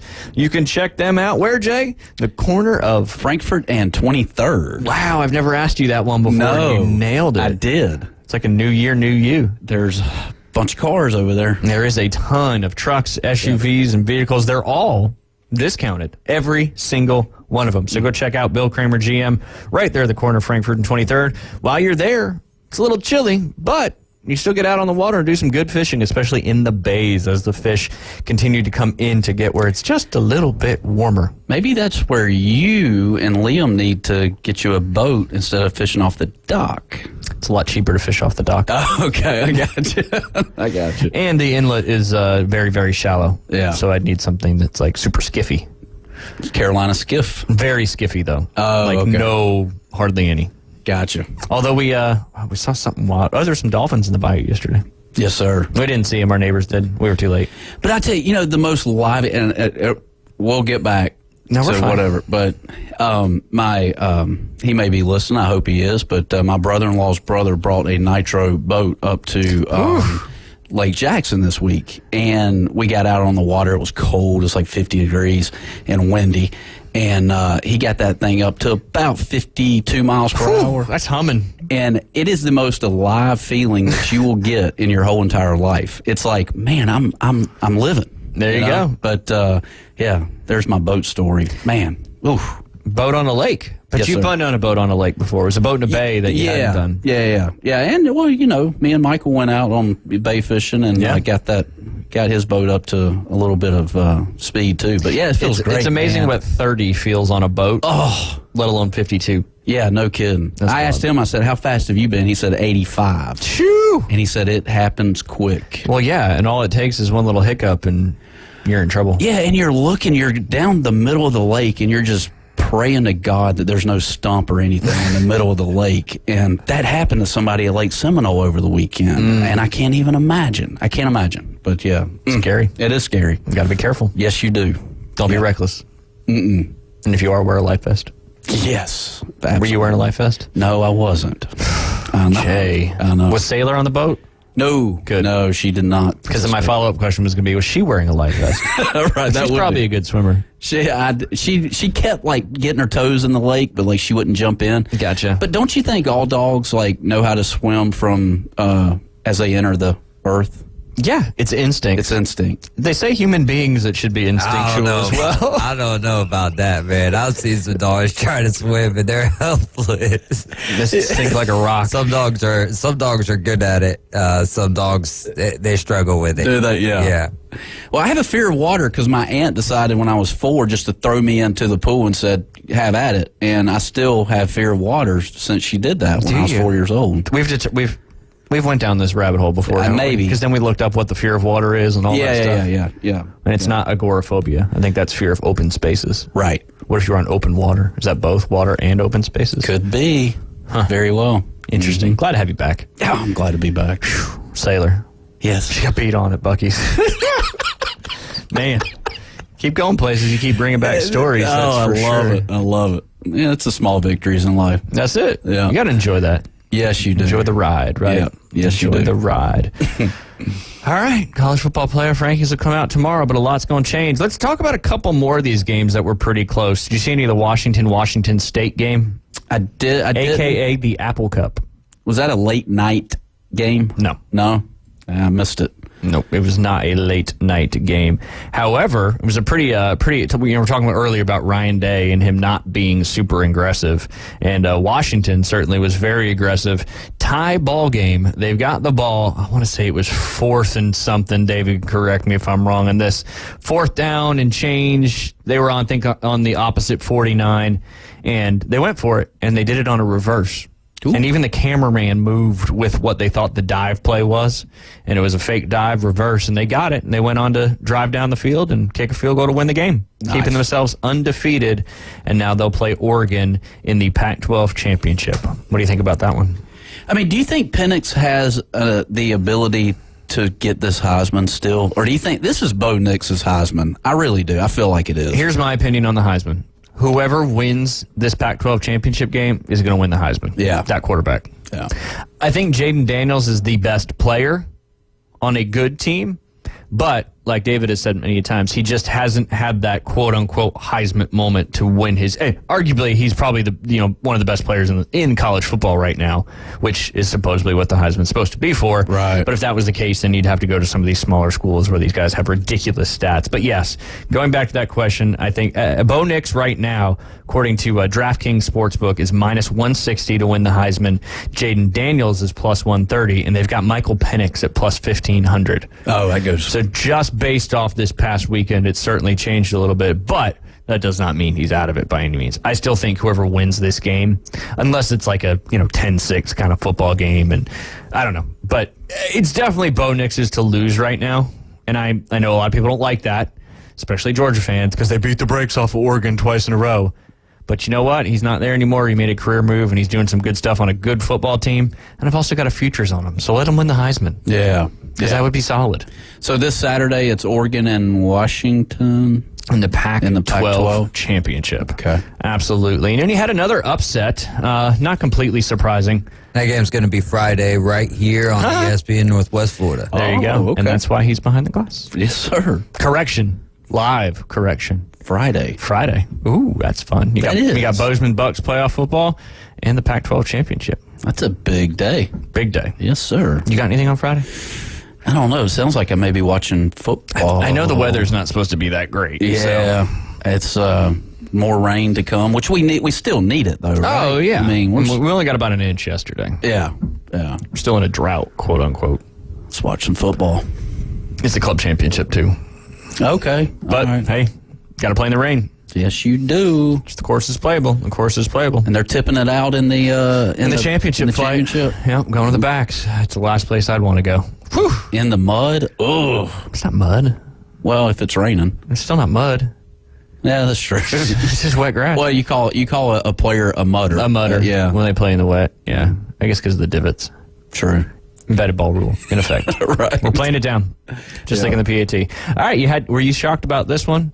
Louisville ended up losing as the number 10 team in the college football playoff ranking to Kentucky at home. Not Kentucky at home, but Louisville at home. They lost 38-31 in that one. Kentucky ended up scoring 17 points in that final quarter to win that rivalry game. That's shocking. Right? Yeah, Kentucky's done that a few times this year, making some stuff happen. Were you surprised Texas A&M hung with LSU Texas A&M or LSU pulled away in that final quarter and ended up winning that one. But Jaden Daniels, he had a big rush day. That guy can rush. I think he's leading the nation in rush yards per carry. What other ones do we have here? Vandy took care of business. South Carolina Clemson. That was a surprising 16-7 victory there by the Clemson Tigers. Did you just say Vandy took care of business? Tennessee took care of business on Vandy. Okay. If I said that, I apologize to all the Tennessee fans. Vandy did score 24, though. Yeah, that is a huge win for Vandy. Vandy didn't win. Well, I'm just saying. If they would have. That's an internal win for them, if you will. What is that called? Moral victory. Moral victory. Yeah, there you go. Yeah. One of Beth's agent's nephew, I think, is a lineman for Tennessee, and they went up to that game that weekend. Very cool. Get some cool pictures of these facilities and stuff like. It's unbelievable what these kids got. Yeah, here's a nerd quote for you. I just saw this over the weekend, which is bizarre, very bizarre. Neyland Stadium in Knoxville, 853 feet above sea level. Whew. Georgia Tech, Bobby Dodd Stadium, 916 feet above sea level. Man, that's bizarre, isn't it? I mean, Neyland Stadium, that's in the mountains. True, but as you go into Atlanta, you start increasing in elevation. Very true. What was the difference? I mean, like by 80 feet. 80 feet. But Bobby Dodd is higher in sea level than Neyland Stadium. That's just bizarre. I was like, that's weird. That's a weird You think fact. the Smoky Mountains and you think higher, but as you're getting up there in Atlanta, you start going up. Yeah, could affect the football. Anyway, I don't know. It affects golf balls. It definitely affects the golf ball, no doubt about that, especially here in the humidity and the sea level. This is one of the, not to burst everybody's bubble, but it's one of the most shortest distance that you can hit a golf ball probably in the country. Probably fair to say that, right? I would think so. We are right at sea level. It's always really humid, and the wind is always blowing as well. Besides this new guy in town that's like I still have not met him, the long drive guy. Oh, yeah. Yeah, I still haven't met him. Sam Judah. Yeah. Yeah, so this will be fun. The CVA golf guys, they're pretty large. You got all these golf Instagram guys nowadays. Oh, yeah. It's the fad, that's for sure. But the CVA guys, they've been down. They're down for several weeks, and we're going to play a little 4-on-4. No. You may not even know that yet. I don't. You're probably on our team. Oh, really? Yep. Oh, that's cool. We're going to do 4 guys from Bay Point versus the CVA golf guys and a couple other people. Oh, man. I don't know if Judah's on our team or their team yet, but we'll find out. We need Judah. Yeah, it's the ball a long way. Yeah. But definitely you, me, and Gav, for sure. Oh, man, I cannot wait. We got to figure out when we're going to do it, and it'll be Instagrammed and filmed and all that stuff. Oh, cool. I'll probably have a couple beverages and be in rare form talking trash to those guys. What's your good speed? Good speed. Stanley. That's it. The Rock. Yep. Sean Connery, rest in peace. You want to go over our picks? Yes. All right. It's going to be a little NFL in there, though, but that's okay. We went over what happened. We'll recap for you since you weren't here on the Week 12 picks. You actually had a good week. I say actually. You got 6 right in Week 12. David got 4, and I've got 5. So through Week 12, now we're through Week 13, but through Week 12, David was at 64, I was at 62, you were at 58. I haven't done any of these yet, but Oregon State at Oregon. We all 4, there's 4 of us because I let Liam pick on Tuesday. Yeah. All 4 of us picked Oregon, so that was easy. The next game, myself and Jay, we took Auburn. Whew, were we close. Liam and David took Alabama. I had to take Auburn in that one. Now I feel bad. God, I'm the only one that took Coastal. That was so stupid. Oh, they got blown out. By who? By JMU, oh, which okay. I expected. Grayson McCall missed another game. That hit he took in Texas State really messed him up. I hope he's okay. Will he play in the NFL, you think? I don't know. Yeah. I would hope so. All right, next one we had Florida at Florida State. 3 of us picked Florida State. 1 of us picked Florida. You were the only one that picked Florida. Yikes. It's all right. I'm the only one that picked Coastal in the JMU Coastal game. So, and that was before JT had his injury, too. Correct. Man. Yep. Yep, it almost worked out for you. Mm-hmm. Almost. All right, 1 of us picked Michigan, and 3 of us picked Ohio State. I think I did it for Michigan Eddie. Yep. So that evened out the JMU pick. You picked the Seahawks over the Niners? And I just did it just from the aspect of trying to just win because we're getting down to the last here. We're getting down to the nitty gritty. No, we're going to keep going. We're just going to go 10 NFL games, and we'll throw a bowl game in there when it makes sense to. The Seahawks, Seahawks, Niners. 3 of us picked the Niners. 1 of us picked the Seahawks. Same thing happened in the Falcons Saints. You didn't pick your former team. Me, David, and Liam all picked the Falcons, and you picked the Saints. And the Falcons got the dub yesterday. Now they're dirty. Yeah, they do. That's what you say. You pick them to win, they lose. You pick them to lose, they win. Yeah. So I should have bet the Falcons. I did. Had a parlay, just didn't hit because of the Texans. Did you see where Ludacris came down from the rafters during halftime? That's the most Atlanta Falcons game thing I've seen. Yeah. That is for sure. All right. Steelers, Bengals. 3 of us picked the Steelers. 1 of us picked the Bengals. The one person that picked the Bengals was Liam. I think Liam didn't realize Joe Burrow wasn't playing. I picked the Bengals, too, in our little NFL pick'em thing. And then I was like, oh, wait, Joe Burrow's not playing. That was so stupid. The Steelers actually aired out the ball once they fired their OC. They looked better on offense. Funny how that works. Texans and the Jags.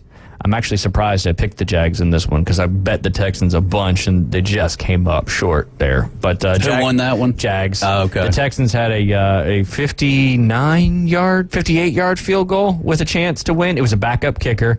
They just signed him this week because Fairburn's been injured. They were having running backs and other players on the team kick field goals and stuff for him. So, yeah, he hit the crossbar. It was a pretty impressive kick for being, not a signed kicker. Right. And his longest made field goal previously was 49 yards, and he hit the crossbar for 58 to force overtime. Man, he, signed his first name on the contract, and then, boom. It's just a short contract until Fairburn comes back. That's the life of being a kicker in the league. Right. Somebody gets hurt, you got a chance to come in, but people usually don't carry more than one kicker. Yeah. So they go in and out. And then all 4 of us picked the Ravens against the Chargers like we knew what we were doing on that one, as the Ravens got the dub last night on Sunday Night Football. What do you think about Justin Herbert? What's going on with Justin Herbert? He just doesn't win football games. Oh, yeah. The Chargers, I think, are 4-7. It's not good. That's great. It's not good? That is not good at all. It's not good. Well, I don't know. I mean, if you're in the NFC South, maybe that'll get you a playoff berth. But it might. It may. Right now, was it 5-6 has got you in the division lead? Yeah. Oh, that's going to be sad if a sub-500 team makes the playoffs. I know. It's always that division that it seems to happen.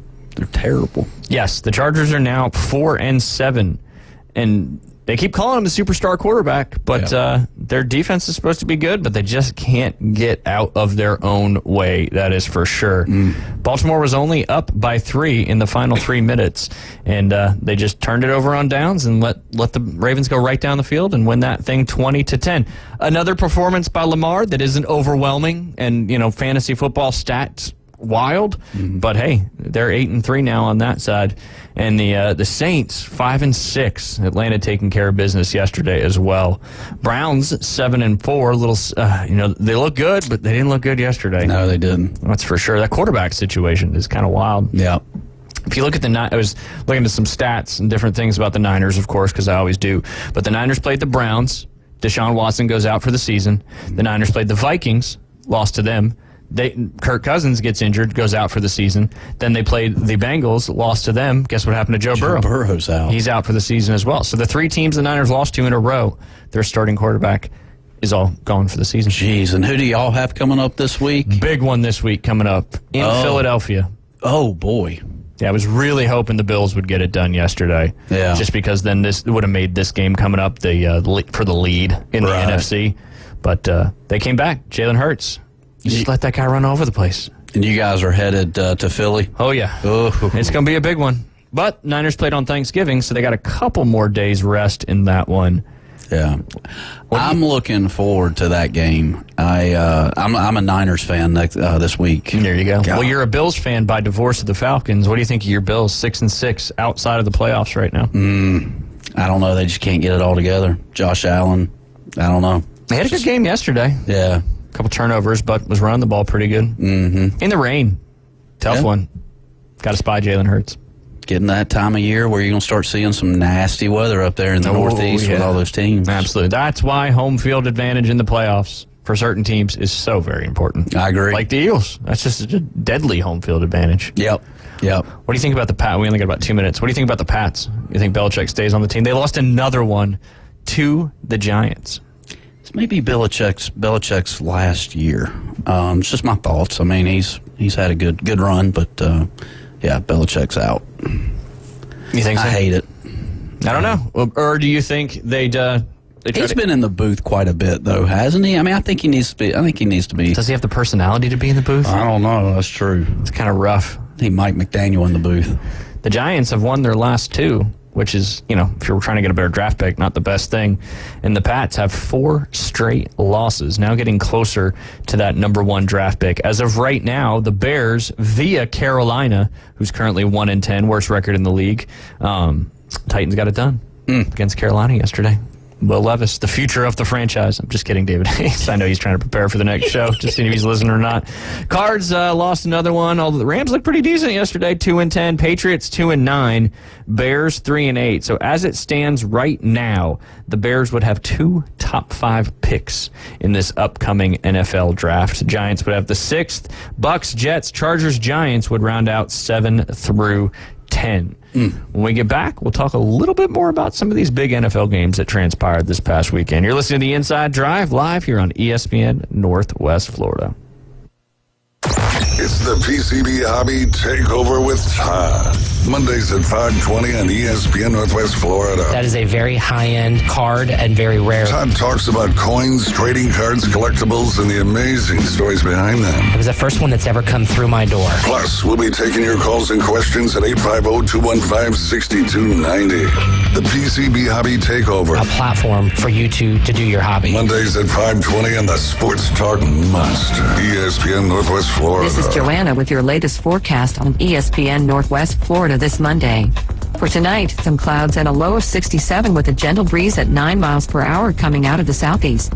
Tomorrow morning, very light rain with temps around 74. In the afternoon and evening, possible thunderstorms and sprinkles and a temperature near 74. This forecast is sponsored by Mid-South Lumber, the best little lumber yard in Panama City. Thank you for keeping that dial on ESPN Northwest Florida. Rely on it. Are you tired of hearing 2 weeks when you call to get your boat worked on? Hey folks, it's Chris Kramer with Kramer Marine and Outdoor, and we'll get you in and back out on the water as quick as possible. We're a full-line Yamaha outboard dealer and Suzuki outboard dealer, and we have master-trained certified mechanics on site. So if it's just an annual service, electronics install, trolling motor install, or all the way up to a full repower, we can take care of you. So stop by and see us in the corner of Frankfurt and 23rd next to Bill Kramer GM, or call us at 850-851-0453. So you've heard the saying that if you love your job, you'll never have to work? Well, it's true. I've worked for Brock Lawn and Pest Control for many years.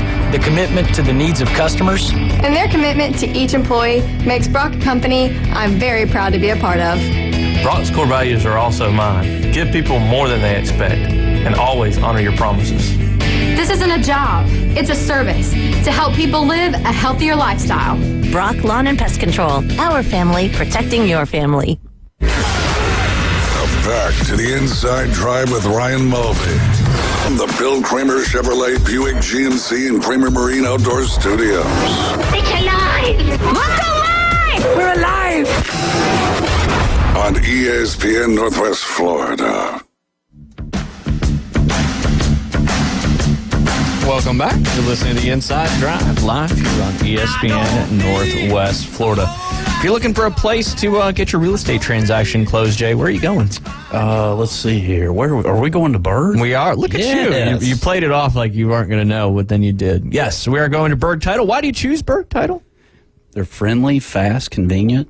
And they're very accurate. They got great communication. They're locally owned and operated right there in downtown Panama City. They close with care. They'll come to fit you and your clients' needs. They do mobile closings, notaries, and more. Crystal Whiteley, closing deals every day. One of the best in the biz. Give their office a call, 850-250-2900. Again, that's Berg Title. Yes, sir. Before we talk about the NFL stuff, want to get your opinion one more time and break this down a little more on what do you think happens here in the NFL, in the college football playoff situation? Who do you think out of the top 4, the top 4 are going to be, you think, Georgia, Michigan, Washington, Florida State, right? That's probably going to be your top 4 tomorrow night, just the way everything shook out this past weekend. Okay. So if that's your top 4, who do you think is a lock to be in that top 4? Georgia. Okay. Yeah. Even if they lose to Alabama? Yes. Because a one-loss Georgia team would trump a one-loss Ohio State team. And look, I mean, a few years ago when Georgia Alabama went into this SEC championship, there was a lot of talk about how Kirby held his cards close to his vest whenever, in that SEC championship game when Alabama beat Georgia and then played them again in the national championship game. I think that was 2021. Is that a possibility if Kirby knows that Georgia moves along into this championship, even with the loss? Does he downplay this SEC championship to perhaps get a trio national championship? No. I mean, no, he's going to go out and try to win the football game the best way he possibly can. All right, fair enough. I just would think at this point in the season, you're going out there to take care of business. All right, Michigan. Michigan plays Iowa. Mm-hmm. They lose, they're out, in my opinion. Okay. If they win, they're in, obviously. They're locked in. Georgia wins, they're in. Michigan wins, they're in. Washington wins, they're in. I think Oregon wins that game. And that moves Washington out of the playoffs and moves Oregon in. Gotcha. Next would be that number 4 spot, Florida State. If they beat Louisville, are they in? Yes, they are. I believe they are. And look, I mean, does Georgia, Florida State play each other? And I know there's a lot of Florida State fans in the area, and they do feel like they're capable of playing a big-time SEC school. What's your thoughts on Georgia, Florida State? We were talking about it a little bit earlier with Travis, and yes, they didn't look like the team that they look like in other games going down to the Swamp, but it's the Swamp. One of the most difficult places to play. Again, it's rivalry. How many games were close? How many games came down to a 4th and 31? Right. How many games down to a field goal? Like Washington walked it off. Georgia got a little dicey there at the end with Georgia Tech scoring all those points, and it's part of it. Yeah. So can they regroup? Can they prepare? They got to get past Louisville first, which is no easy task. Louisville's a great football team. But, I don't know. So Louisville beats Florida State. Do they get? They don't get in. No, they got 2 losses already. Okay. Yep. They losing to Kentucky this past weekend. They were the number 10 seed in the college football playoff. Yeah, Florida State loses, they're out. Washington loses, they're out. I think the only team that might, just depending on what else happens, the only team that can afford to lose and stay in the top 4 is Georgia. Do you think Michigan can afford to lose and stay in the top 4, David? No, not with the loss to Iowa. So just Georgia. Yeah. Just Georgia's the only one that can lose in the current top 4 and stay in there. Now, does Alabama get in? Maybe Washington. But then you'd have to have Washington and Oregon in there. Right. I mean, which could happen. Yeah, it could happen. If Florida State loses to Louisville. If Florida State were to lose to Louisville, if Georgia were to blow out Alabama, but they don't even got to blow out Alabama. No, they just got to beat Alabama. Yep. And if Michigan were to fall to Iowa, then I could definitely see Oregon and Washington making it. Even if Michigan fell to Iowa and Florida State lost to Louisville, do you think it could end up being Washington and Oregon if Oregon beats Washington? If Oregon beats Washington. So you'd have Georgia, Michigan, Oregon, but Michigan Washington. Loses, but Michigan no, if Michigan loses, they're out. Yeah. Yeah. Yeah, so I could see Washington and Oregon. So if Michigan wins, then if Michigan wins, they're 2. Georgia wins, they're 1. All right, so that's solidified, right? There's no discussion there. So we're looking at 3 and 4, right? So if Washington were to fall, then now if Texas loses, if Florida State lose, then it could definitely be Oregon and Washington up there. I mean, Oregon has to beat Washington. They could make the argument. Well, we'll put Ohio State back in there since they didn't get blown out by Michigan. But what about Bama then in that scenario? Which was what I was Bama would have getting 2 to. losses. No, if Bama. Oh yeah, Bama's got to beat Georgia. Bama has to beat. So Georgia. Bama beats Georgia. Bama beats Georgia. Georgia's still safe. If is Bama in? Well, that's where we got to get to it. Okay. If Bama beats Georgia, it's going to be really hard to keep them out. And it would be easier if Florida State lost and if Washington lost, right? Or would it be easier if Florida State lost and Washington won? And they jump Florida Oregon. State losing would definitely help, but there's still the one that makes Texas has got to lose. Texas. No, well, that's it, man. That's what's I cannot see the committee that's where it becomes the most difficult, is because if you've got Texas, who has been ranked above Alabama, beat in Alabama in Tuscaloosa, and if they're the Big 12 champion, I don't know how you could jump, but then Alabama would have the most impressive win, SEC bar none, yep. and the SEC championship. So that's where it's like. So Alabama's path to the college football playoff is beating Georgia. That's got to happen first. Yeah. Texas has to lose. Florida State has to lose. If Florida State loses, that eases things up a little bit. Washington wins or loses? Ooh, man, that's probably the most difficult, but also indifferent one. Yeah, because I don't think that there's much of an argument that the winner of that game goes to the college football I 100% agree. Whoever wins the Pac-12 championship is definitely going to the playoff. So you're looking at 3 spots. You're looking at 2 spots being solidified. Yeah. With Oregon and Washington, you can go ahead and... One of them's going. One of them is going. Georgia's going regardless of the impact. I just disagree with that. Even if they lose? It just depends on the loss. Yeah. It depends on the loss. Because it's so convoluted right now, that's the only way. It's more convoluted this year than it's been in a while. Oh, that's why it awesome, would be great for this to be 12 teams. But here's where Georgia could lose and miss out. Because if you've got, all right, so now Alabama wins. So you got to make the argument that they could be there. Michigan wins, right? So you're undefeated. Let's say Washington wins. So you got Michigan, Washington sitting up there at the top. Yep. All right. Let's say Florida State even loses, but you've got Alabama. Alabama's going to be ranked above Georgia wherever they're at, right? If Texas wins, then Texas has got something that Georgia doesn't have, which is a win over Alabama. So... that's why I wanted to bring it up, because it's just so many, this pie. I mean, is it like a jury of people with the committee? And I forget how many people is on the committee, but it's like, people. It's people, mostly athletic directors from all over the country, and a lot of schools that really have no business in football too. Gotcha. So that makes sense. What do you think, Jay? I don't know. Y'all lost me with all that. I'll be honest. Come on. I mean. Here's what I want to see from a selfish standpoint. I would like to see Georgia be number 1, FSU be 4, and I would like to see that matchup.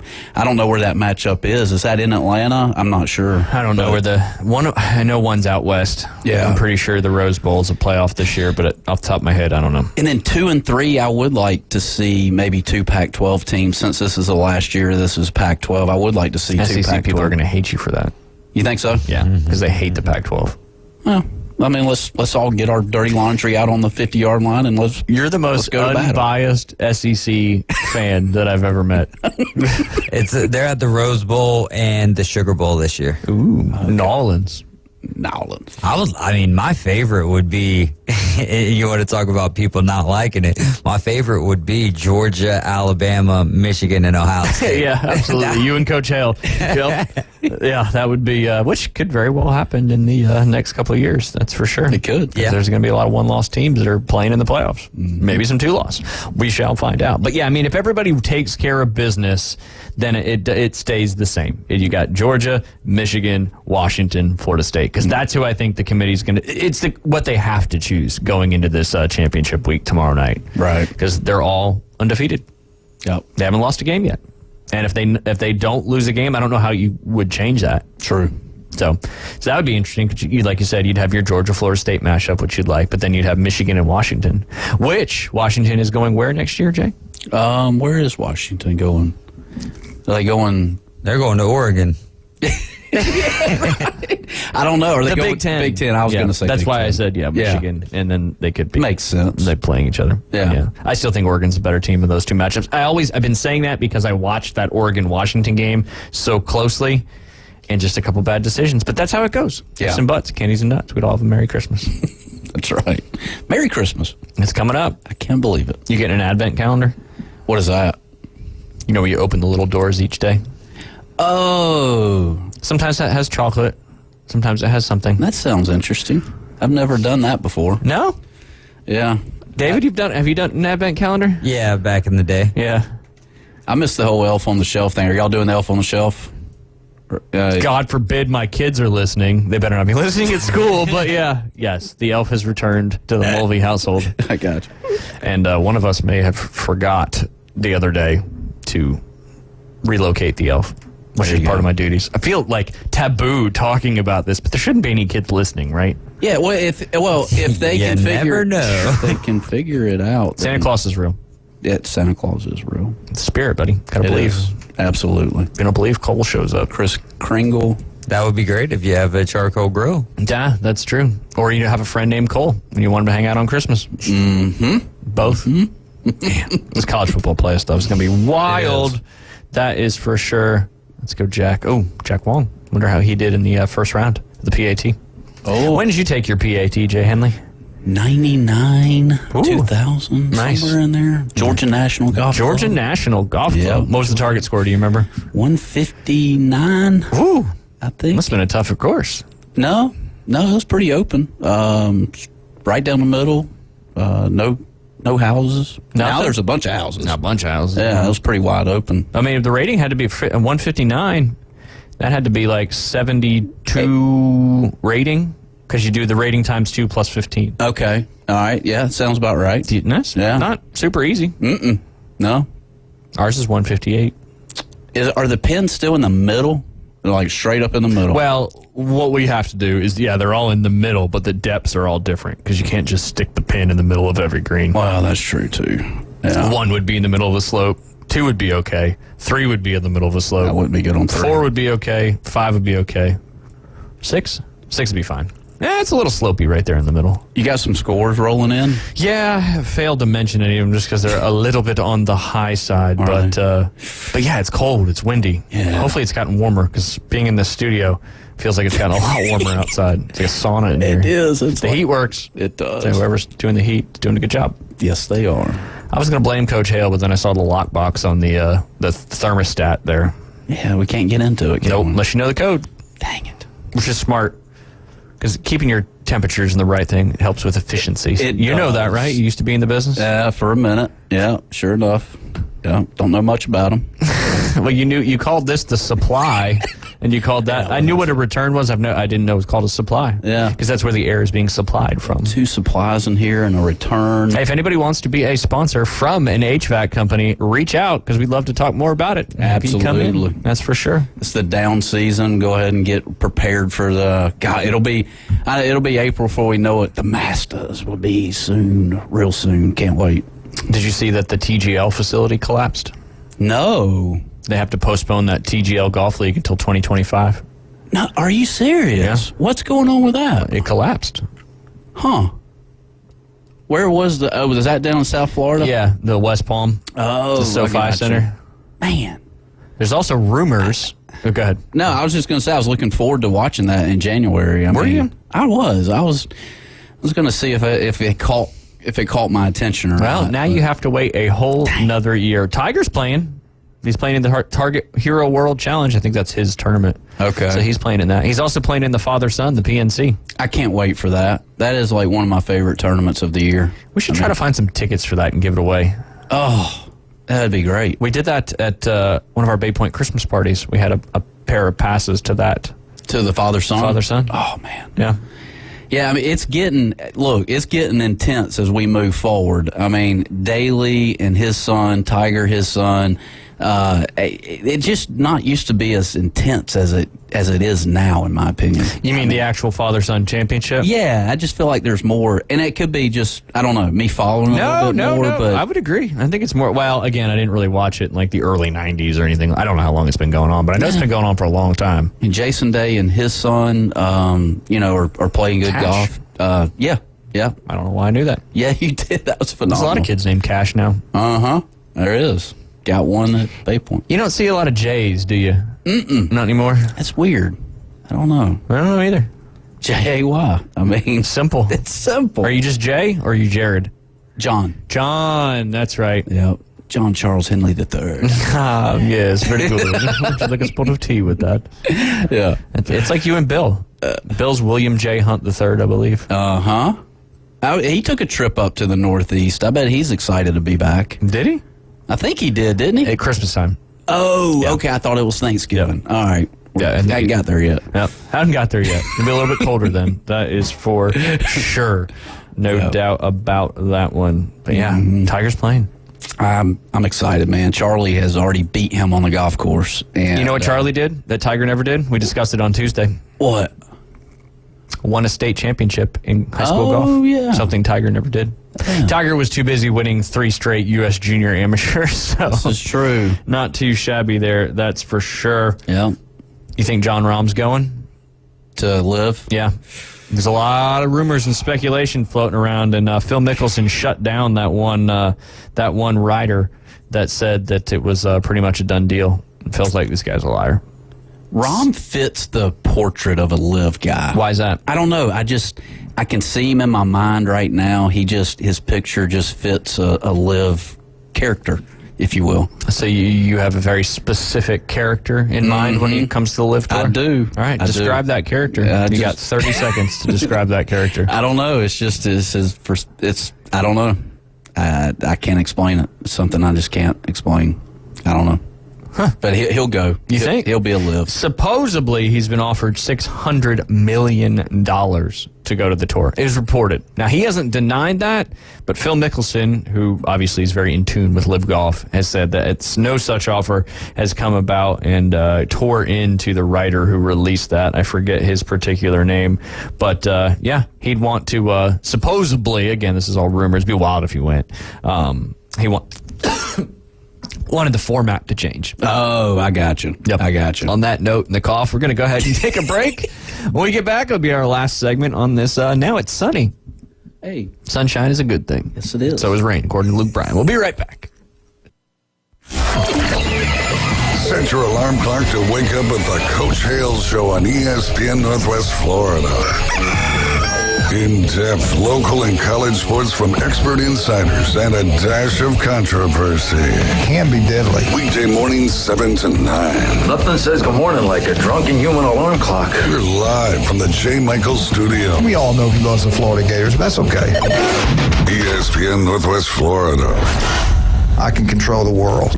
Hi folks, I'm Tracy from Tracy's Fine Jewelry. We wanted to thank everyone that voted us your favorite jewelry store in the News Herald Best of Bay. We want to thank everyone for their support over the last 51 years. And to thank you, we're having a Customer Appreciation Day Saturday, December 2nd from 9 to 3. Take an extra 10% off all jewelry items as our appreciation to you, our loyal customer. Plus pictures with Santa and permanent jewelry with Spark Artistry Custom Jewelry. We look forward to seeing you at Tracy's Fine Jewelry Saturday, December 2nd from 9 to 3. So you've heard the saying that if you love your job, you'll never have to work? Well, it's true. I've worked for Brock Lawn and Pest Control for many years. The commitment to the needs of customers and their commitment to each employee makes Brock a company I'm very proud to be a part of. Brock's core values are also mine. Give people more than they expect and always honor your promises. This isn't a job, it's a service to help people live a healthier lifestyle. Brock Lawn and Pest Control. Our family protecting your family. It's time to pick your path and go big and go bold from Bill Bird Kia. You can drive away in a brand new 2024 Telluride from Bill Bird Kia. The 2024 Telluride protects what matters, and it's built for the long haul. Its technology will connect with confidence, and its upscale, all-around rugged look will take you on to the next adventure. The road is yours. Bill Bird Kia, the home of the 20-year, 200,000-mile warranty. Stop by and see us today at 2435 East 15th Street or BillBirdKia.com. We're starting fresh. Fresh new start. Locally sourced, Farm to Radio. The Inside Drive with Ryan Mulvey is live and local. From the Bill Kramer Chevrolet Buick GMC and Kramer Marine Outdoor Studios. On ESPN Northwest Florida. And welcome back. You're listening to the Inside Drive live here on ESPN Northwest Florida. Big NFL weekend. You had Thursday, Friday, no Saturday, and then Sunday. It was weird. There was only 6 games on in the early window yesterday. Did you see the NFL Red Zone? I did not. The alarm went off in the studio, and they had to evacuate.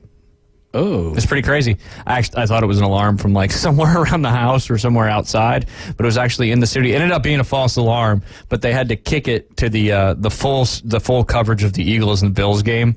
But it was the first time in like 20 years since Red Zone's been around that they had to stop like their coverage while it was happening. Wow. But it's pretty wild. That is wild. It's a wild game, too, that's for sure. Did you watch the Turkey Day games?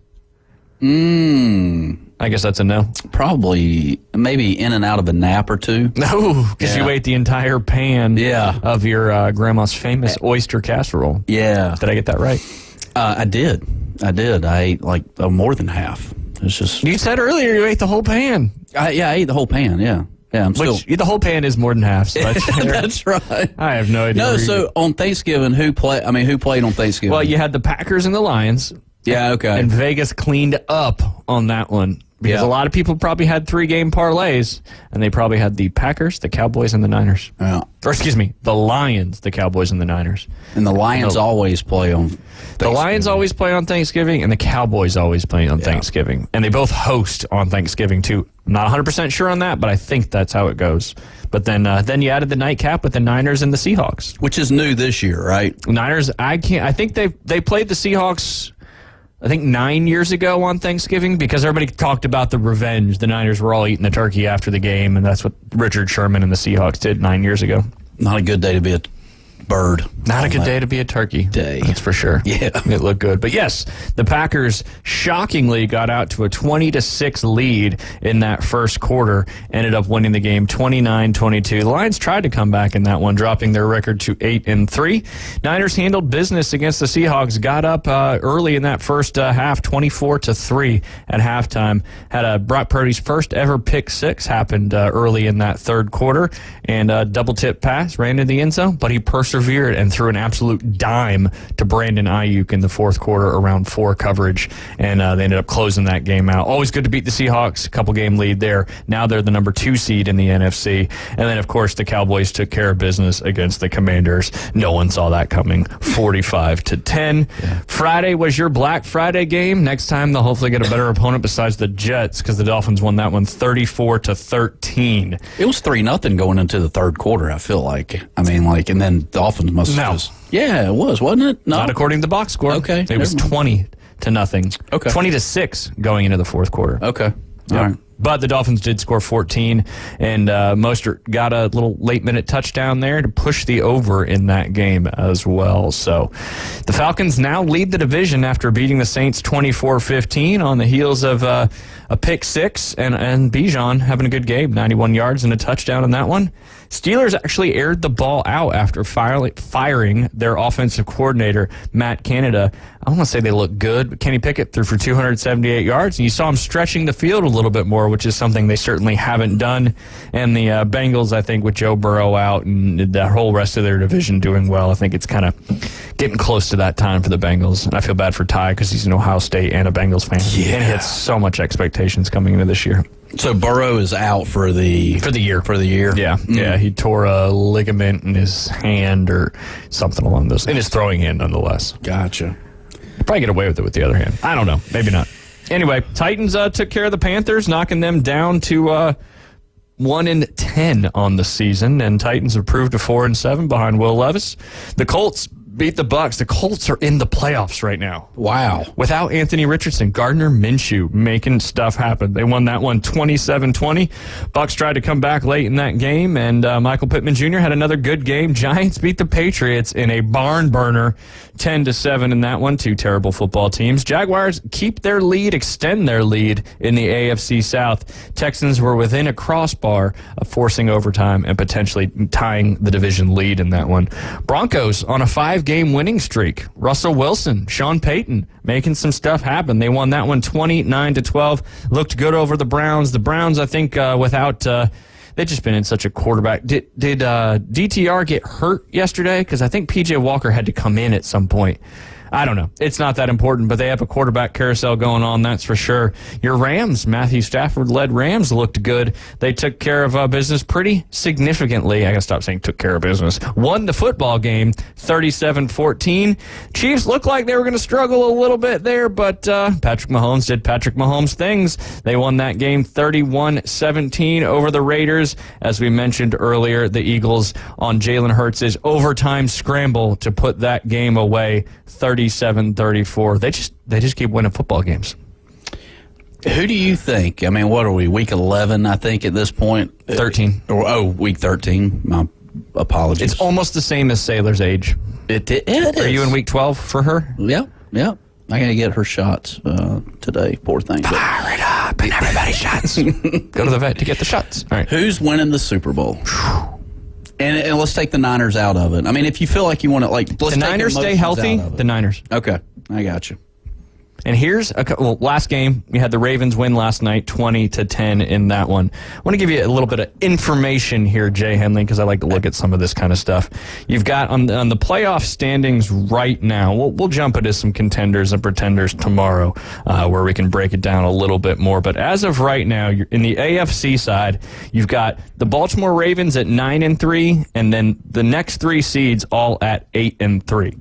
On those teams, the Ravens are 9-3. They have 6 wins out of their 9 wins. 6 wins against teams that are better than 500. Their current record now. The Chiefs, who are 8-3, have 5 wins against teams that are better than 500. Mm-hmm. The Jags have 4 wins against teams that are better than 500. Half their wins come against teams that are better than 500. Half of them not. The Dolphins are 8-3. How many wins do they have against 500 teams? Above 500 teams? You know what? I'm going to go with 3. A little bit less. 2. 1. 1 victory over teams that are better than 500. And right now they're leading the the AFC East with an 8-3 record. Pittsburgh Steelers, Cleveland Browns, Indianapolis Colts 5, 6, and 7. The Steelers and the Browns are both 7-4, but the Browns are kind of trending down. The Steelers are trending up. And then the Colts, with that win yesterday, have the tiebreaker over Denver based on win percentage in conference games, and they have the tiebreaker over the Houston Texans as well based on head-to-head win percentage. That's craziness, man. That is. All right, let's flip over to the NFC side. Okay, this kind of leads into contenders and pretenders. All right, who's leading the NFC? 49ers? No. 10-1. 10-1. Oh, the Eagles. The Eagles. Yep. The Philadelphia Eagles are 10-1. Only loss came to the New York Jets. That's crazy. Which is still wild. That is wild. That just goes to show you, anybody can win any game. Yeah. Do you know how many victories over 500 teams out of their 10 wins they have? We're talking Eagles? Eagles. 4. 5. Dang. Half their wins came over teams against 500. Now, it's not their fault because the Giants and the Commanders are both in their division, and they've got to play them twice. I don't know how many times. I think they played the Giants twice already. Okay. The Lions are 8-3, leading the NFC North, currently the number 3 seed because the Niners have the tiebreaker over Detroit based on best win percentage in conference games. Niners are 6-1 in the conference. Detroit's 5-2 in the conference. Do you know how many wins the Lions have over better than 500 teams? I'm going to say 2. Less. 1. The Lions have 1 win over above 500 teams, and that was against the Chiefs in week 1, if I'm not mistaken. Yeah. Because the Chiefs have a better record than 500. All right. The San Francisco 49ers, they're 8-3. Obviously, they had that 3-game skid, all that good stuff. They've won 3 in a row. Do you know how many wins they have over 500 teams or better? Since you're a 49ers fan. You look at you using context clues. Yeah. I'm going to go 6. You got it. 6 wins out of their 8 wins are against teams that are better than 500. And they lost to the Browns, they lost to the Vikings, and they lost to the... I can't remember the third one. The Bengals. Yeah. The Bengals are the only team that has a sub-500 record. Mm-hmm. All right, let's move over to your boy Hef's Dallas Cowboys. Oh, yeah. Dallas Cowboys are 8-3. Okay. How many wins out of those 8 wins is against teams that are better than 500? I'm going to emphasize you're a 49ers fan. All right, I'm going to go with... goose egg. I'm going to go with 0. You've probably seen it floating around there on the old WWW. You're correct. They have 0 wins against teams that are better than 500. Wow. Kind of goes back to what David was saying earlier. This is great. And Dak Prescott's having an unbelievable year. They've got so much talent on both sides of the football. Yeah. But it's just funny how you see some of these trends starting to happen. Right. This is true. So, with that being said, huge matchup this weekend, Niners-Eagles. Eagles have the hardest schedule in the NFL thus far, according to strength of schedule, and they are 10-1. Mm-hmm. They just find ways to win football games, and that's pretty impressive stuff. That's for sure. That is. Did you hear about this? What's up? David might have. I don't know. TCL USA, they make TVs. They said they would give away $1 million worth of TVs if there was a 98-yard plus play TD in the Jets-Dolphins game. Do you know what happened in the Jets-Dolphins game? No way. It was a 99, right, David? 99-yard pick six. And TCL's given how many TVs away? $1 million worth of TVs if there was a 98-plus yard touchdown. And it happened. They said they were going to honor it if, once the NFL stats go official, which I think is on Tuesdays. Not 100% sure on that one, but how do I sign up for that? I will keep you posted. $1 million they're going to give away. Man. We're just going to do fun facts for the next little bit. Yeah, no, it's good. Do you know how many season-ending Achilles or ACL injuries have occurred at MetLife Stadium since 2020? MetLife Stadium is the home of the Jets and the Giants. All right, so is this turf? Yes. This is turf. Season-ending Achilles or ACL injuries at MetLife Stadium since 2020. I feel like with 21 Savage and Primetime 21, I'm going 21. 15, but I love the guess. That's great stuff, but that's wild. That is. 15. And did you see the Dolphins player? I don't know the name off the top of his head. He wasn't even near anybody. He was in his stance, getting ready to rush the quarterback, and you can watch it in slow motion. You can just watch that Achilles pop. 15 at MetLife Stadium. And players have been going off on turf for a while, but specifically MetLife Stadium, that is for sure. My heel's hurting right now. I know. I had double Achilles tendon surgery when I was 5. Yes. Yeah, same as Parker, my son. Oh. Same thing, yeah. Sure enough. Short heel cords? Yep, at 8. At 8. I remember That's right. We've talked about this. Yeah. We share the same scars. Yeah, because you were a bit of a toe walker. Oh, yeah. I couldn't stretch out. Parker was the same way. But fast, and you fast too. Fast man. twitch. Yeah. It's like that short heel cord makes that stuff happen. Yeah. Did you hear what Alex Smith said in response to when Tom Brady said that he thought the NFL this year was a little mediocre? Who, Tom Brady said this or Alex? Tom Brady said that, and then Alex Smith said he played in the most uncompetitive division in NFL history. Tom Brady won 17 of his 19 seasons he played in. They won an AFC East championship. Wow. Bold by Alex Smith to kind of call him out on that one. That's for sure. But what was going on with Madden this week? Everybody was talking about the Turkey Madden. Day. The Turkey Day, they were all wearing the Madden patches. Okay. Because they're kind of honoring them and all that stuff. I got you. Yeah, it was cool. It's cool to see everybody wearing that Manning patch. Yeah. I'll get you a couple more. These might be Niner related and you may not care, but guess what? I'm going to say it anyway. You got the mic and you'll listen. Since the Niners have acquired Chase Young, not that he's gotten a bunch of them, but they've had 15 sacks in 3 games since they've acquired him. Prior to that, they only had 18 in their first 8 games. So it's not always the player doing it, but it's just the impact that the player can have. True. 40 of Brandon Ayuk's 45 receptions this season have either resulted in a first down or touchdown. 40 of his 45 receptions. It's almost 90% have resulted in a first down or a touchdown. Wild stat. Not just because it's a Niner stat, but... Is that yards after contact? No, it's just the total yardage that you get. I mean, if it's a 5-yard out and you take it 25 yards, it's a 30-yard reception. Amazing. So, remember we said at the beginning of the season, he was a big breakout fantasy football star this year. Yep. It is certainly paying off, that's for sure. We talked about the Cowboys not having a win over a team with a 500 record, but they got to play the Seahawks, Bills, Eagles, Dolphins, and Lions to finish these, or not to finish, but over these next 5 games. So this is where you start getting into the meat of the season, where you start figuring out who's a contender and who's a pretender. And tomorrow we'll talk a little bit about that. But any final thoughts? Real quick, Jay Henley on today. Glad to have you back in the studio. I'm glad Things to feel be right back. again. Yes, it does. Sorry Sailor got the golden tinkle at the Buc-ee's over the weekend, but sounds like she's recovered, and she's not going to be doing any hunting. No, she's not. Maybe not some swimming. I don't know. You're listening to The Inside Drive. Afternoon Underdogs coming up at 4 p.m. this afternoon. We will see y'all tomorrow.